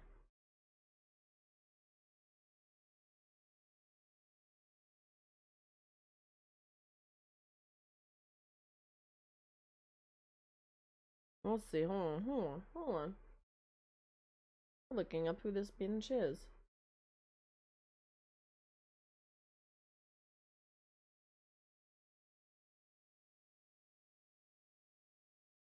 Haley Steinfeld Wikipedia. Hold on. Okay. She was in Pitch Perfect. She voiced Gwen Stacy. Oh! Voiced Gwen Stacy in Spider-Man Into the Spider-Verse. And in its 2023. She's literally Vi's voice actress. She's literally Vi's voice actress. From Arcane. What the hell? Okay, well, she's in this, I guess. Haley Steinfeld, who's apparently married. Is she married? Oh, in this, she's married to... Oops. She is married to Josh Allen, a football player. Anyways, Haley Seinfeld stirred awake after a few minutes, filling the empty space beside her in bed. The married woman looked to the ceiling, slowly dawning on her that it was the one day she was looking forward to all year, apart from her wedding back in May. Smiling, she took to push herself out from under the bed sheets. The soft, thick fabric was so warm that she found herself sleeping naked often, despite how cold it was outside. Feeling a light chill along her bare skin as she got up, placing her hands on the ground, on the growing bump that was her belly. Announcing but a few weeks ago that she was pregnant with her first child. Damn. Girl, get it. Haley grabbed a warm robe, wrapping it around her body while pushing her bare feet into a pair of slippers, tying the sash around her waist a little looser than normal, just not to squeeze her baby. Okay. Surprise.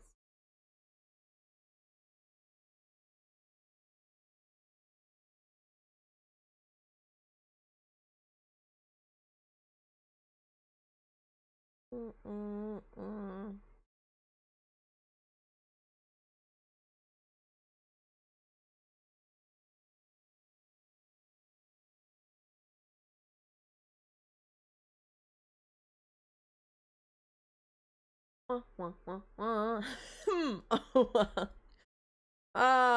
Anyway. Her smile to no one in particular while looking out the window. White skies with snow going down, while trees dotted the horizon nearby. A perfect Christmas morning for her, hoping to share this view with her child next year. But was partly thankful that they were yet to be born, as she knew there were other things in plan for this day. Oh shit. Hearing some noise downstairs, she headed down to take a look, assuming it's her husband acting like a little kid all over the gifts. Faint creaking with each step down the wooden steps. The open living room was with a freshly lit fireplace warmed up the house. A tall tree on the side of the room with dozens of presents from friends, family, and people who knew them closely, but Josh stood searching through the wrapped gifts, looking for something.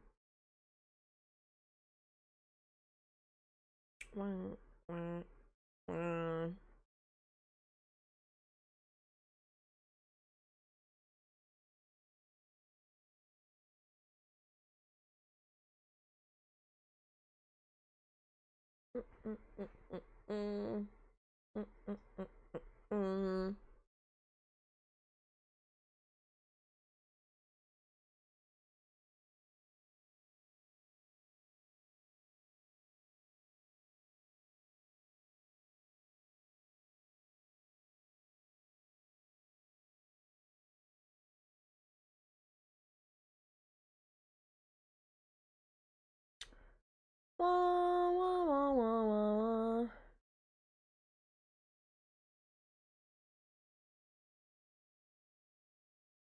Fucking crazy, man.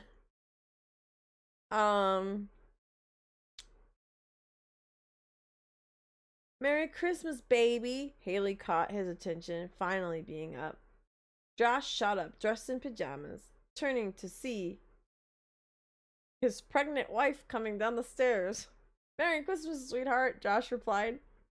Did you find what you're looking for? Haley asked, seeing him digging through gifts. It's hard to tell, he looked across each present. I was expecting something bigger. I'd assume Santa has a few tricks up his sleeve, she teased, walking halfway toward the kitchen. Coffee made already? Of course, Josh knew better than to not have it ready for her. Can you drink coffee while you're pregnant?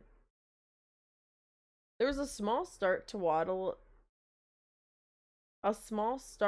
waddle in her step, accommodating for the added weight on her. Oh, it's the ad. Grabbing a Santa cup to pour herself some coffee. Haley was always nervous asking Santa for special gifts. Receiving a more direct line for custom requests. Sorry. sorry. I've gotta wait for this ad because I can't. I can't. Jesus Christ. Why? Oh my god.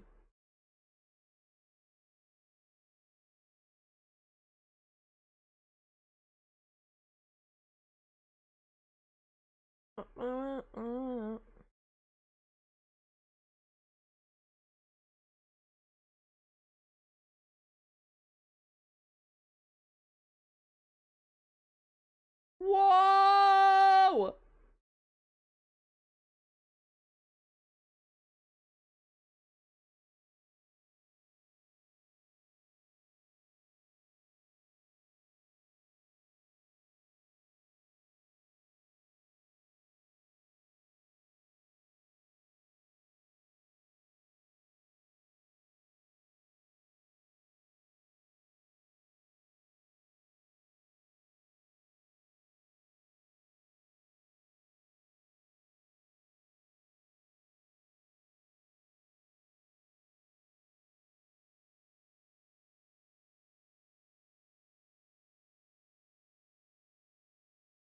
Okay, hold on, Void. I gotta one. I gotta type in an order for coffee. And two that I gotta fucking tell you. I can't make this shit up. Void, I can't make this shit up.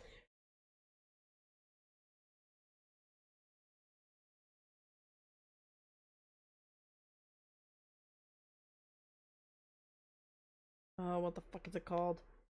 I don't ever remember the Starbucks. I wish Starbucks just had medium, large, and fucking small.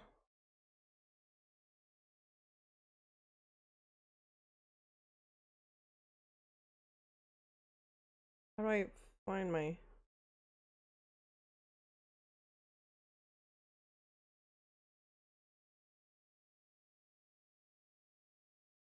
Okay.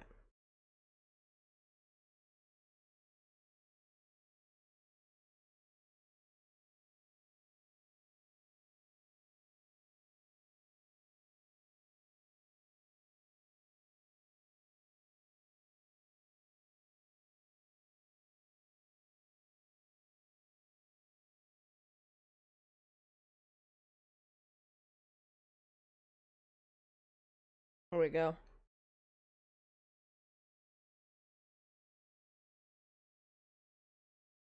Okay. Anyway. Yeah, I don't know. I never know what the fuck it's called. I do the order on the mobile app a lot too. Anyway.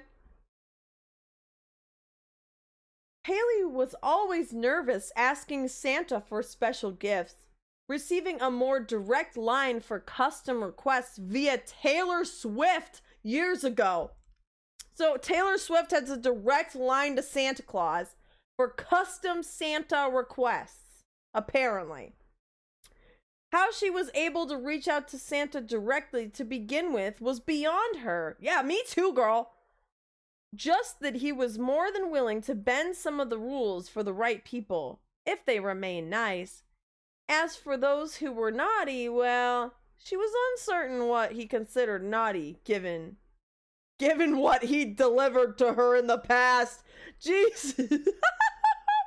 Taylor Swift's got the hookup. Got the hookup.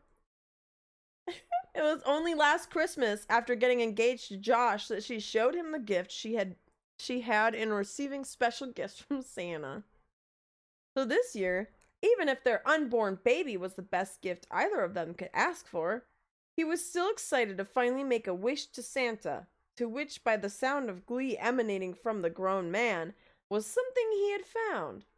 She rounded the corner to see her husband tear into glossy red wrapping paper, half the size of a box for sweaters. Behind the paper was such a box. The wrapping paper was almost fully off before it jumped out of Josh's hands. Magic!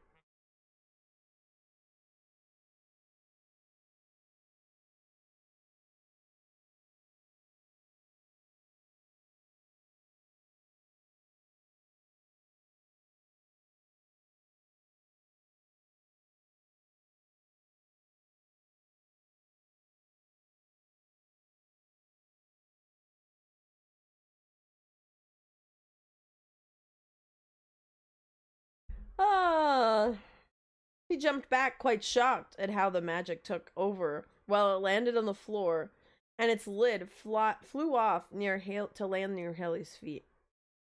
The woman watched with her husband as a white glow of light emanated from inside the box, almost blinding them if they looked directly into it.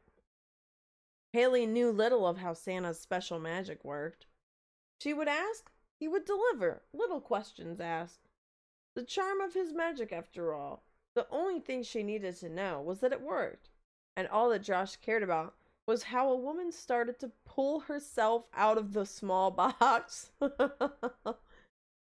Her eyes were seen first, dilated, her irises twisted into pink hearts as if under a love spell. Whoa. Thanks, Santa. Pushing herself up from within the box, blonde hair and pale white skin being seen next as Sabrina Carpenter emerged out of Josh's present.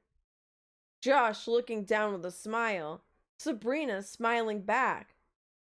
Haley sitting down nearby with coffee in hand while Josh helps Sabrina up and out of the present. The woman being lifted up naked, laughing at how strong Josh was, pulling her up with one hand as her body came into view from within the small box she was placed in.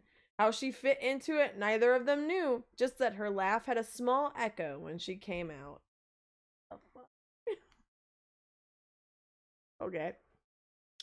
Sabrina had been just enjoying a normal Christmas Eve like any other night. Her dog and two cats all chilling nearby. Sipping away at some late night cocoa while jolting down partial thoughts for lyrics, debating if another Christmas album was in order. She didn't know that Josh had made the request for her for Christmas, just that she had heard Santa come knocking on her LA rooftop, making a fireplace out of a much smaller furnace she had in the corner. Her heart full of glee at seeing Santa again, trying to recall if she made any requests from him or not this year. He gifted her a small box that would contain a vibrator and blew some pink dust into her face. The singer, not having enough time to think before her mind went blank, eyes growing white before they went pink. Alright. Alright. I want another woman because mine is pregnant. I think the plan here is a threesome. Void. I think is what we're getting. But that is fucking weird. Also, is this consent? Because I feel like Sabrina just got like zipped away to this guy's house without saying that it's fine. Her cats being the only to witness her crawl into Santa's large red bag, vanishing inside, while it shrank down to normal size. Santa offered each cat a small treat as a means of silence, taking the girl with him before heading off to the next house. You just kidnapped someone, Santa Claus! Sabrina sat inside his sack while he traveled, semi-conscious, but losing all memory of her time in there, not knowing how she was being rewired for Josh, how she was pushed into a box, or how her clothes vanished without a trace. What the fuck, Santa? The last thing she'll remember was seeing Santa. The next thing she'll remember will be waking up a day or so later. False memories of a small Christmas morning in her mind, and an unopened present of a vibrator from Santa as thanks for her help, along with a means to make her concerns come away. What the fuck, dude? This is not normal. The writing is not good, you guys. It's not good. All that Josh cared for was that Sabrina now stood in his living room, smiling at him with care, not ashamed of her nudity. Haley admired the naked figure of the girl in front of her, not judging him at all for getting her. What the fuck? I'd be judging. The wife was convinced Taylor had made Sabrina a gift for herself a few times already. Whoa! Where's that one? Taylor Swift made Sabrina just being gifted to everybody, and I feel like that's kind of fucked up. Taylor Swift made Sabrina a gift for herself. But Josh didn't stop there, turning around and grabbing another gift he knew was there from Santa. The cheeky bastard asked for a threesome from Santa, but neither girl would be his pregnant bride? Wow. Alright, I hate this guy. He literally asked for a threesome with different people than his pregnant wife. What is wrong with this man? He's not even gonna include her? Maybe he is. I don't know. We'll find out. As he opened the other similar sized box, letting it fall out of his hands, this time it landed bottom side up. The box rattled, a faint light peeking out each time it jittered up a moment, with a hand pushing itself from underneath. She crawled herself out of the box. Josh took a look, seeing the top of her head pop out, with a slight realization this wasn't the woman he had asked for. Oh, I see. This was the girl that Haley wanted. Uh-oh. It was the same like Sabrina, a cheery Christmas Eve like any other, as Haley's old co-star, Ella Purnell. Who the fuck?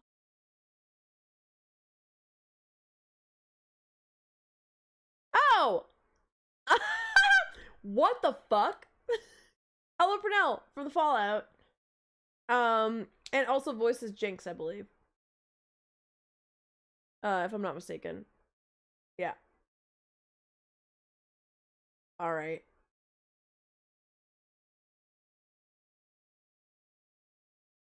Ella Purnell is here as well. Was greeted by Santa sneaking into her apartment, a handful of presents in hand, before entrapping her in the same spell he obtained Sabrina with.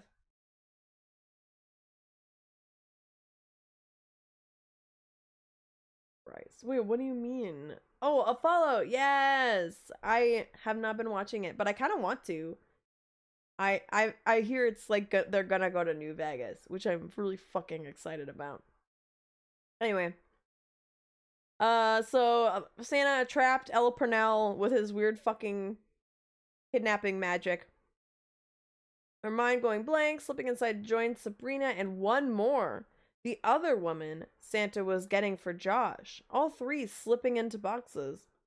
As Ella now crawled out of hers, Josh went over to find his second girl. Haley, watching her bare, tattooed body emerge to prop herself up on her hands and knees, moving toward her friend any other day. Her sister, via animation. Oh! I was like, what the hell? Her sister from Arcane, but her lover for today. Aw, damn. It's good? Okay, maybe I'll watch it. Yeah, they're all crawling out of these boxes. Josh tore into the other gift that was his. The box opened up to more light from within once more. The pink heart-shaped eyes appeared, black hair and Latina skin emerging as Isabella Merced was pulled up from her box. Who the fuck is that?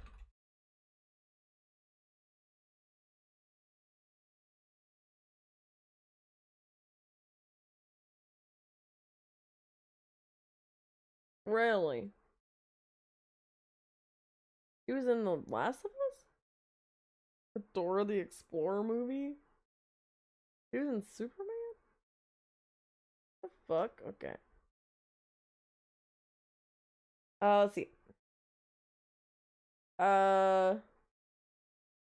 Played lead role in a Nickelodeon show, Transformers.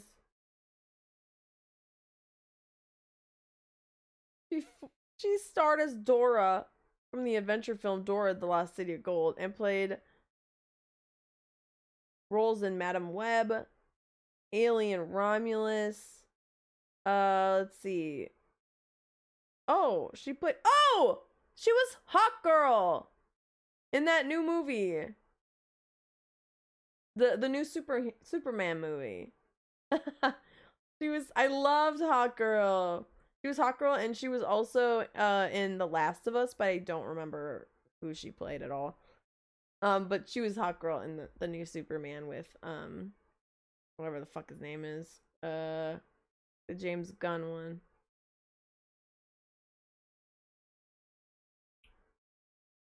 What the fuck is this guy's name? David Cornsweat. I actually don't know this man very well. But anyways, okay, that's who this is. I love how we have to like Google these people. Yeah, I liked her a lot. I love Hawk. I love Hawk girl. Anyway, I love her very much. Like just in general. So I was very excited that they put her in there. All right, well, she is here. She's here as well. All right. She came out of the box. The only one of 3 that had been taken by Santa to actually have a man over. What?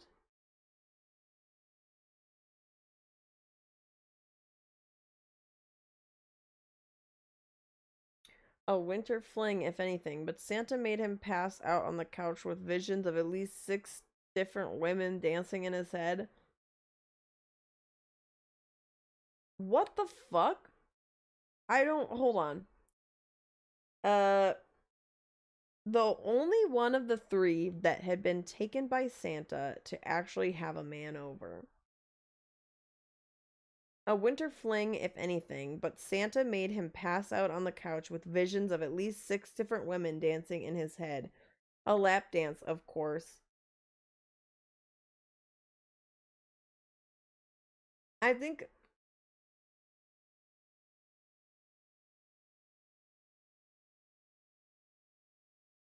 I do not know. I don't know what that means. I think maybe like she had Santa bring a man over.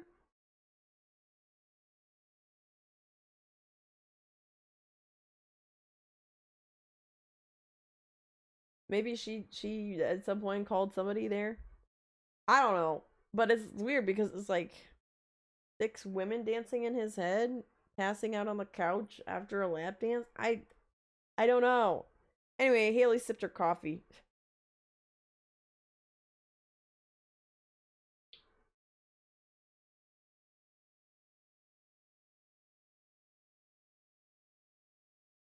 Oh, Jesus. Sabrina and Isabella strutting over to each side of her husband. She felt no jealousy watching both women stand on their tiptoes to meet the lips of her husband, who leaned down to meet them halfway. The pot calling the kettle black as she had Ella at her knees, looking up at Haley with those same pink eyes. None of the women would know what happened here. That makes it better. The fuck? Not with those heart eyes showing them in a lustful trance. Sabrina and Isabella let their hands go to Josh's pants, reaching for his, banana, letting it slip out for all to see. Already hard as a rock and bigger than most bananas. It only made sense that for playing on the Buffalo Bills, that his banana was hung like a buffalo as well. I can't. Jesus Christ. Fucking banana. Oh, goodness. Cute.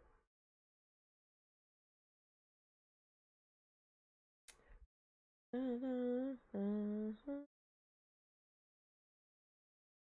just want this to be out, popped out.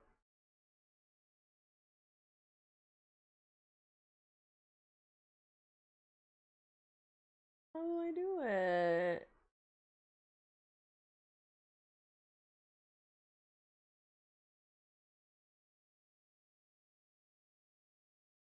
Sorry, I'm just looking and seeing. Oh, there's a Holiday Bob Ross marathon, you guys. Should we read into that? I don't know if they actually allow readers.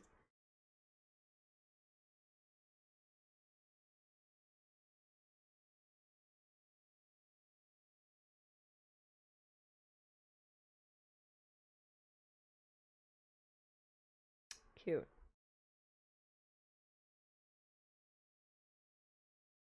Oh.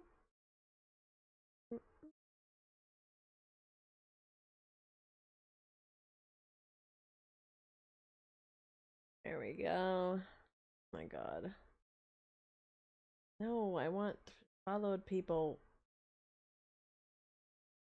Maybe I can't do it unless I like make it big.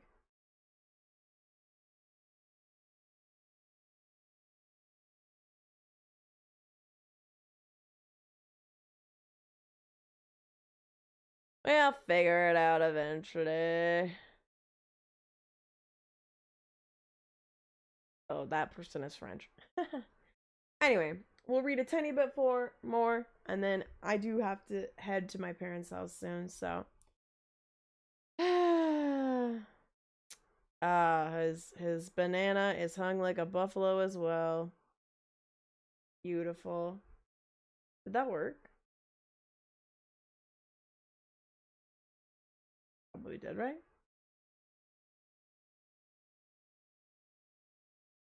Banana.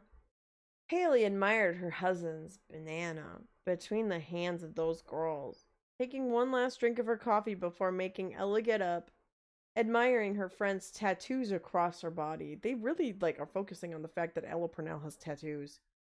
Her own lips meeting each other for the first their own lips meeting each other for the first time. Their first kiss. Ella unbuttons Haley's top, letting her hands rub the now exposed belly. As her belly. Haley made her own request for Santa very clear. If Josh was getting the girls to fill out his own desires while she was pregnant, then Ella was simply to tend to whatever itch she needed scratched without any true spice involved. Belly rubs. At least not in the standard way of performing the act. Ella leaving a trail of kisses along Haley's body while the top was open, letting her lips suckle on her jingle bells. The jingle bells, which are just starting to get larger with the pregnancy. Too early for. I'm not saying that, but it didn't stop Ella from giving them a good suck. Hi, Ryu. Oh God, you came in at the craziest time. Across the room, Josh ran his hands along the heads of both Sabrina and Isabella, who were now on their knees in front of him, sharing his banana, kissing each other with his banana between their lips. The football player stroked that banana between the two of them. Maybe banana is too phallic. Candy cane? Yeah, candy cane. Holding their heads in place.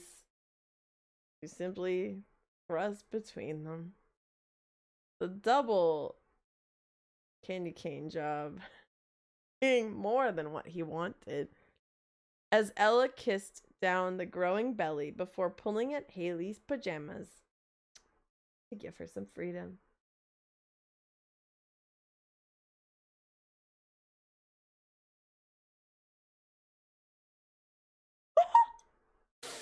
The girls were dropped to the floor. Josh knelt down facing his wife. I don't think there's any Santa involved in this, you guys.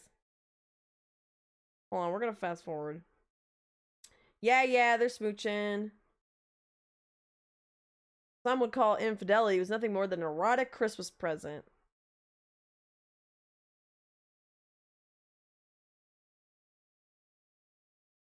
Where's Santa? Oh.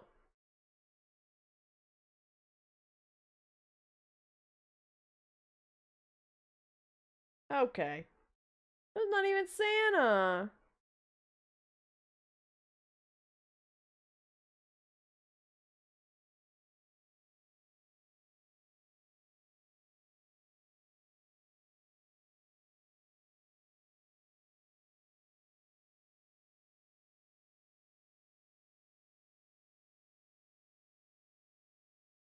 I'm telling you, this gets a little crazy, you guys. Haley smirked at how that trick was there, even if she didn't ask Santa for it. Taylor liked using it a lot. Taylor Swift, by the way. So she assumed Santa threw it in either way. What all it did. Oh.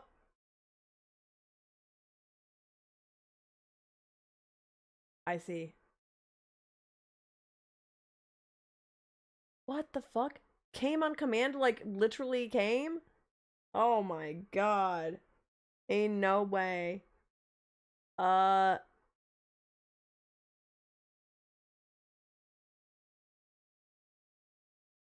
The two lovebirds made eye contact. That's so fucking funny. Anyways, this is the rest of it is extremely explicit. But let me just tell you that Josh goes to town with Isabella. Ah! Oh my god, apparently Haley told Josh he couldn't put his candy cane in her no-no zone. Her no-no zone. So he decided that he would go he would do the no-no zone with his candy cane, and Isabella said oven. No, I would say this is not the oven. This is the other one. There's no cooking going on in there. The chimney. She would not let him go in her chimney. And so he decided to do that with Isabella. Because Haley never said yes. She would never say yes to that. And so it only made sense that the first chance he got, he would take.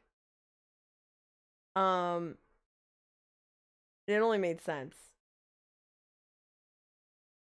And let's see. Oh my god. And then he touched Sabrina's cookies. Her cookie. And then let's see what else happened. Oh, Ella Purnell is kissing Haley now.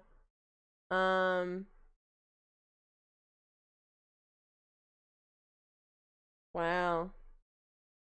And then she gets like bored of Ella after a while, and because she's pregnant, and so she just like puts Ella's head. Oh, she puts her head in Ella's lap. And then is fed chocolates while naked. Yep.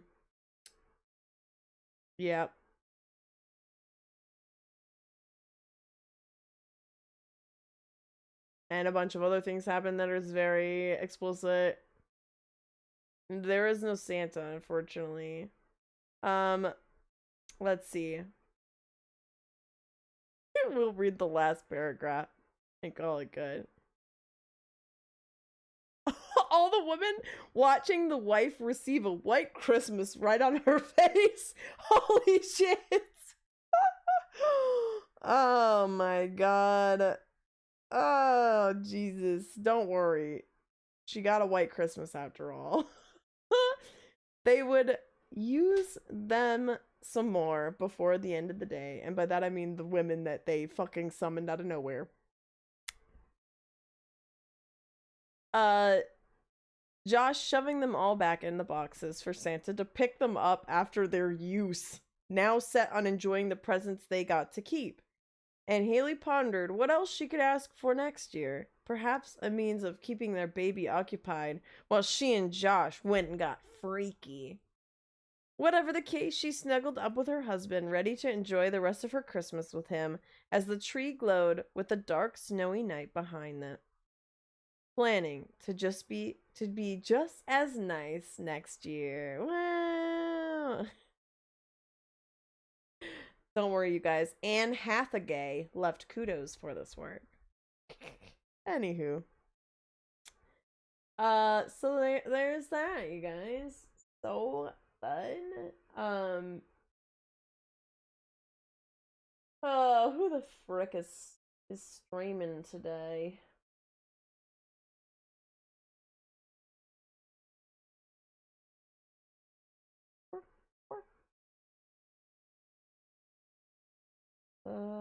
who's this? We are gonna raid somebody, my friends, because that's. Oh, there's a.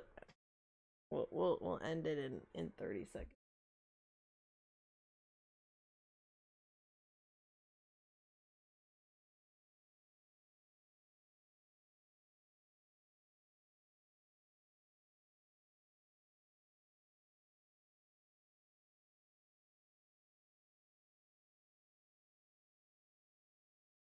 We'll see what they're up to. They have been streaming for 3 hours, so I don't know how long they're gonna go, but.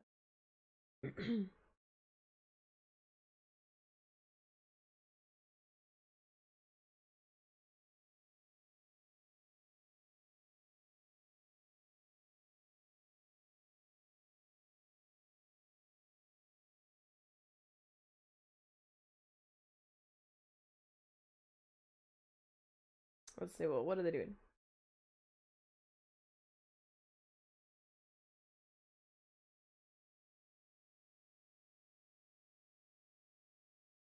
Alright, let's go raid this person. Do I even follow them? Yes, I am following. Alright. I don't know what they're doing, but it's truly a white Christmas. I hate it. Anyway. Thank you guys so much for hanging out with me this Christmas. I don't know if I'll be back later to stream, but I don't think I'll be staying at my parents' house for a long time. That's what I said yesterday, and then I was there till like fucking 10 o'clock, so who knows. I was like planning on getting back early, and that did not happen at all.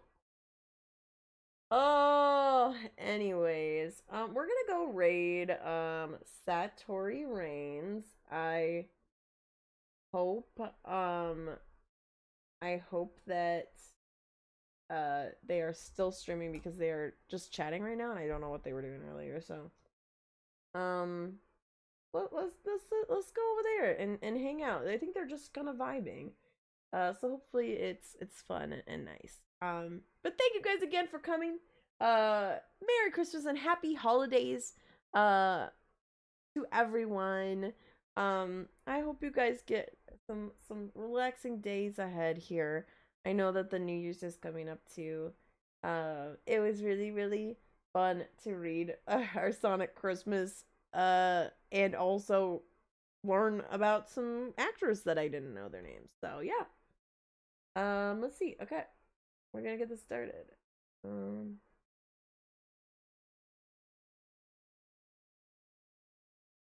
Oh, my mouse went away. Okay, there it is. Where'd it go? Here we go. Here's some raid messages, my friends. For those who are subbed and those who are not, if you guys wouldn't mind sticking around for just a little bit longer, I would really appreciate it. We can go say hello to our fellow VTuber friends. I will not be, unfortunately, able to stream for the rest of the week because I have my friend Maggie's in town. So, basically, I'll be spending time with Maggie until next week. And I'll be at a convention and stuff too, so. But I wanted to at least get some Christmas time in this week because I know it's been really busy for everybody, and I wanted to read some Christmas stories, Sonic Christmas stories. But yeah, guys, take care of yourself. I hope you all sleep well tonight and have a pleasant rest of your evening. And I hope that your Christmas or your holiday season is relaxing and you can get some rest. Goodbye, everyone. Happy holidays and Merry Christmas. Goodbye.